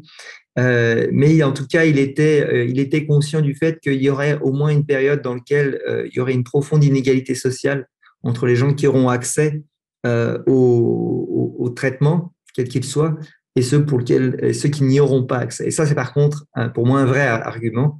C'est probablement un des arguments les plus cohérents que j'ai pu entendre par rapport à un point négatif du développement de ce genre de technologie, c'est que pratiquement de façon inévitable, il serait pas égalitaire au moins au début, quoi. Après, on peut envisager qu'avec le temps, les gouvernements prendront le dessus et ce sera dans leur intérêt de financer ce genre de traitement aux gens, tout simplement parce qu'une population en pleine santé est beaucoup plus intéressante pour un pays. Et le coût de revient du maintien d'une population en bonne santé aujourd'hui est pharaonique. Et donc, avoir un seul traitement qui pourrait permettre de maintenir les gens dans le même état de santé qu'ils ont quand ils ont entre 20 et 30 ans, ce serait très intéressant pour un pays, ça c'est sûr. Je pense tout le monde est d'accord pour dire qu'il y a un risque d'inégalité, mais dans les sociétés, en tout cas, enfin, j'allais dire occidentales, mais c'est même pas le bon terme, autour de notre région du monde, les soins de santé sont quand même accessibles à tous et les évolutions, enfin, je ne sais pas, prenons des choses extrêmement coûteuses et extrêmement sophistiquées qui existent déjà, comme les greffes, y compris les greffes de cœur. Elles sont accessibles de facto, évidemment avec quand même des différences, mais elles sont accessibles de facto à tout le monde. Et puis, comme vous disiez très bien, par rapport à l'épidémie Covid, enfin, d'abord, moi, je trouve Comme vous disiez très bien, c'est incroyable comme les changements, les comportements sociaux peuvent changer. On est passé d'un moment où, par exemple, refuser de se serrer la main était totalement inacceptable socialement à, en moins d'un an, obliger quelqu'un à serrer la main devient totalement inacceptable socialement. Et c'est parce que nous voulons sauver des vies de personnes âgées, en fait, d'abord. Donc, de ce côté-là, c'est positif. Donc, tout ça, mais c'est sûr que c'est un risque qui mènerait à toutes sortes de questions aussi politiques. Mais vous, là, vous avez vraiment cette impression alors oui, le risque d'inégalité c'est certainement un des risques perçus, et quand on voit les coûts des médicaments dont on a parlé tout à l'heure, mais c'est aussi un de ceux que vous entendez alors le plus, ou c'est un de ceux que vous trouvez le plus raisonnable. Ouais. Voilà, c'est un des plus raisonnables. Il faudra s'attendre à ce que ce soit transitoire parce qu'effectivement, on peut espérer que, en tout cas dans nos pays, on aura la possibilité de pouvoir y accéder de façon gratuite et remboursée, et peu importe comment ça fonctionne. Mais tous les pays du monde n'ont pas, n'ont pas cette chance-là. Tous les pays du monde ne sont pas des pays sociaux. Et donc, bon, voilà, c'est juste ça. Et c'est vrai que, bon, même avant que ce soit reconnu, parce que pour être remboursé, il faut que ce soit reconnu en tant que quelque chose d'intérêt public. Et avant ça, forcément, ce sont les personnes les plus aisées qui y auront accès en premier. Mais c'est transitoire, donc ce n'est pas forcément quelque chose de dramatique non plus.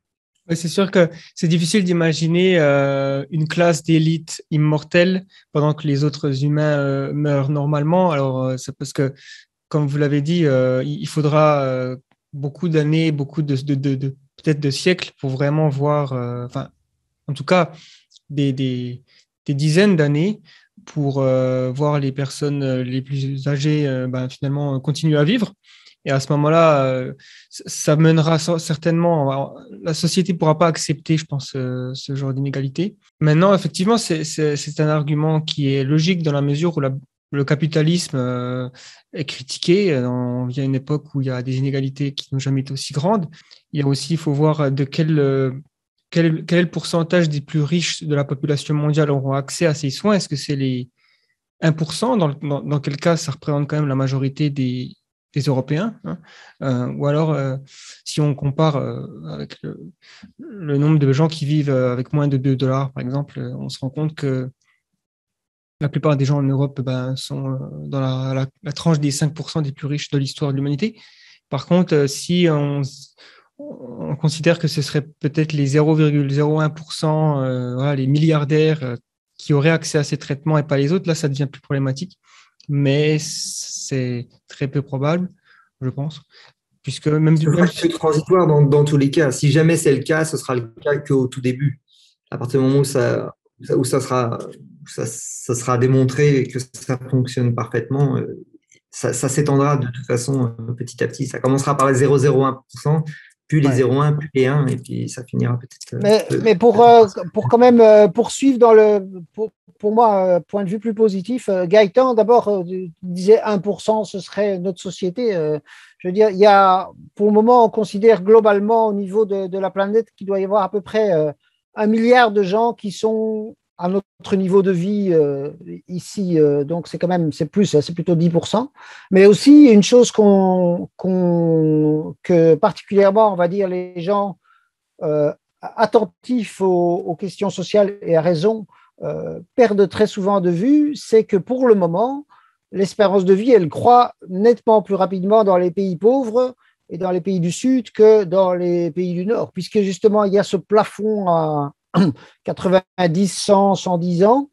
Il y a, entre guillemets, plus beaucoup à gagner chez nous. On continue à progresser, mais tandis que dans les pays du Sud, ça continue à progresser rapidement. Oui, ce n'est pas la seule raison, hein. En fait, une des raisons principales de l'augmentation de la longévité, on l'oublie souvent quand on en parle, on parle très souvent du fait que l'espérance de vie a augmenté de façon continue dans les pays riches depuis ces 50 dernières années, par exemple. La principale raison, c'est la transition démographique, c'est-à-dire le moment où la natalité a diminué et la mortalité a diminué. Et principalement la mortalité infantile a diminué. parce que tous ces chiffres-là sont en fait directement liés à la mortalité infantile. Donc, en fait, rien à voir avec le vieillissement. Mais à chaque fois qu'un enfant meurt, l'espérance de vie diminue d'autant parce que c'est basé sur une moyenne de l'ensemble de la population. Donc, une grosse partie de l'augmentation de la longévité. Mais il y a beaucoup de malentendus là-dessus. Les gens sont persuadés qu'à l'Antiquité, les gens étaient vieux à 30 ans et mouraient à 30 ans. Mais ce n'est pas vrai. Dans l'Antiquité, il y avait des gens qui vivaient jusqu'à 80-90 ans. Hein. C'est largement prouvé.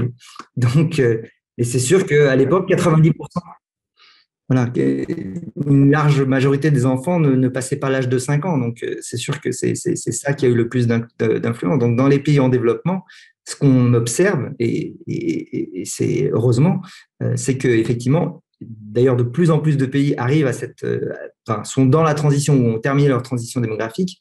Ils ont une diminution de la natalité, ce qui est aussi souhaitable parce que la population de la Terre ne peut pas être infinie comme ça. On a d'ailleurs un ralentissement maintenant de l'augmentation de la population sur Terre. Et donc, ça s'accompagne effectivement dans ces pays qui sont encore dans cette transition à une véritable augmentation de leur espérance de vie. Ça, c'est sûr. Une diminution de la mortalité infantile, aussi une diminution quand même de la mortalité aux tranches d'âge intermédiaires.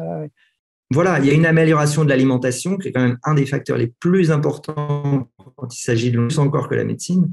Donc, avoir un accès à une nourriture équilibrée, c'est la principale raison pour laquelle les gens déjà survivent et ensuite peuvent vivre suffisamment longtemps. Et ensuite, il y a eu tous les progrès de la médecine commencent aussi à arriver un peu partout, heureusement. Et voilà, donc ces pays-là nous rattrapent petit à petit, et c'est très bien, c'est comme ça qu'il faut que ce soit, et leur natalité décroît proportionnellement. Et donc voilà, donc je pense que c'est vraiment pour en revenir à ce qu'on disait avec cette notion de plafond. Le plafond aujourd'hui existe, évidemment, il est là, on s'en rapproche de plus en plus. On est à des espérances de vie de plus de 80 ans maintenant dans beaucoup de pays. Et donc, ça, c'est le plafond tant qu'on n'a rien fait, je veux dire, tant qu'on n'a pas ajouté quelque chose spécifiquement contre le vieillissement. Et donc, l'idée, c'est que la prochaine transition, ce sera au moment où, justement, on aura apporté quelque chose qui vraiment change cette donne-là. Et c'est vrai qu'on n'a pas beaucoup d'options aujourd'hui. On n'a pas non plus… Il y a plus parmi toutes les recherches qui sont faites sur les molécules anti-âge, par exemple, il y en a plus qui ont des effets sur la health span que sur la lifespan. Il y en a très peu, finalement, qui ont un effet sur la longévité. Très, très peu. Et c'est aussi important que les recherches se focalisent maintenant de plus en plus vers non pas le ralentissement du vieillissement, mais vraiment le rajeunissement. Il faut se focaliser sur le rajeunissement. Il n'y a pas d'autre option si on veut atteindre ce dont on parlait tout à l'heure, c'est-à-dire un stade où finalement le vieillissement n'existe plus et la longévité soit entre guillemets infinie. Et donc ça, seul, il n'y en a pas d'autre, c'est le rajeunissement.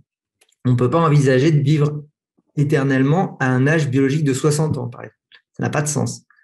Il faut forcément revenir en arrière et c'est pas ça non plus, c'est pas impossible. Je veux dire, les recherches montrent que, au moins à l'échelle cellulaire, c'est largement fait. Même dans mon labo, il y a rajeunissement cellulaire, on le démontre, il n'y a pas de problème. Ensuite, il faut être capable de pouvoir maintenant le faire à des échelles plus larges, quoi. Mais… Je pense que c'est très important pour les auditeurs on va dire, de rappeler cet élément que effectivement, si la durée de vie moyenne, l'espérance de vie moyenne par le passé était courte, c'était pour une très grosse partie, vu la mortalité infantile, vu aussi les maladies infectieuses, et que donc quelqu'un qui avait 30 ans n'était pas un vieillard, même durant l'Antiquité. D'ailleurs, la première personne qui a atteint l'âge de 100 ans, c'est Terentia, la veuve de Cicéron, qui est décédée en l'an 3 ou 4 de notre ère à 103 ou 104 ans. Donc, voilà. Elle est décédée à 104 ans en l'an 3, d'après les éléments qu'on a, et ça a l'air d'être à peu près certifié. Et donc, il y a toujours eu, depuis qu'il y a des civilisations, on va dire 5 ou 10% des gens qui atteignaient l'âge de 70 ans. Maintenant, on était quand même vieux plus tôt que maintenant, mais à 45, 50, on pouvait être vieux. Voilà. C'est très utile, je pense, d'aborder ce point-là. Quand on voit les différentes courbes depuis la fin de la Deuxième Guerre mondiale, il y a quand même une nette augmentation de la qualité, je dirais, de vieillesse.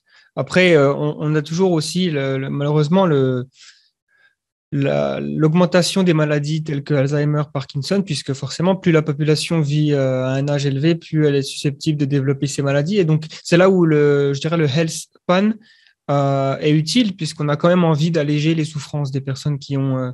c'est assez terrible de... Voilà, j'ai personnellement un membre de ma famille qui a Alzheimer, et donc c'est difficile à vivre. Et aujourd'hui, c'est difficile de voir les progrès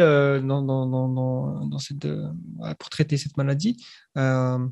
Et peut-être que si on arrivait à prouver au monde que on peut vieillir, passer l'âge de 100 ans et ne pas développer ces maladies, alors là, peut-être que d'un coup, les gens se diront, bah, ça vaut peut-être le coup de prolonger encore plus parce que je ne suis pas malade, pas forcément. Peut-être qu'on n'aura pas nos 20 ans à 100 ans, mais en tout cas, ne pas avoir de maladies débilitantes et d'être complètement paralysé, ce serait déjà une victoire, quoi, et qui se traduit par beaucoup moins de souffrance, ce qui est aussi le but de la médecine.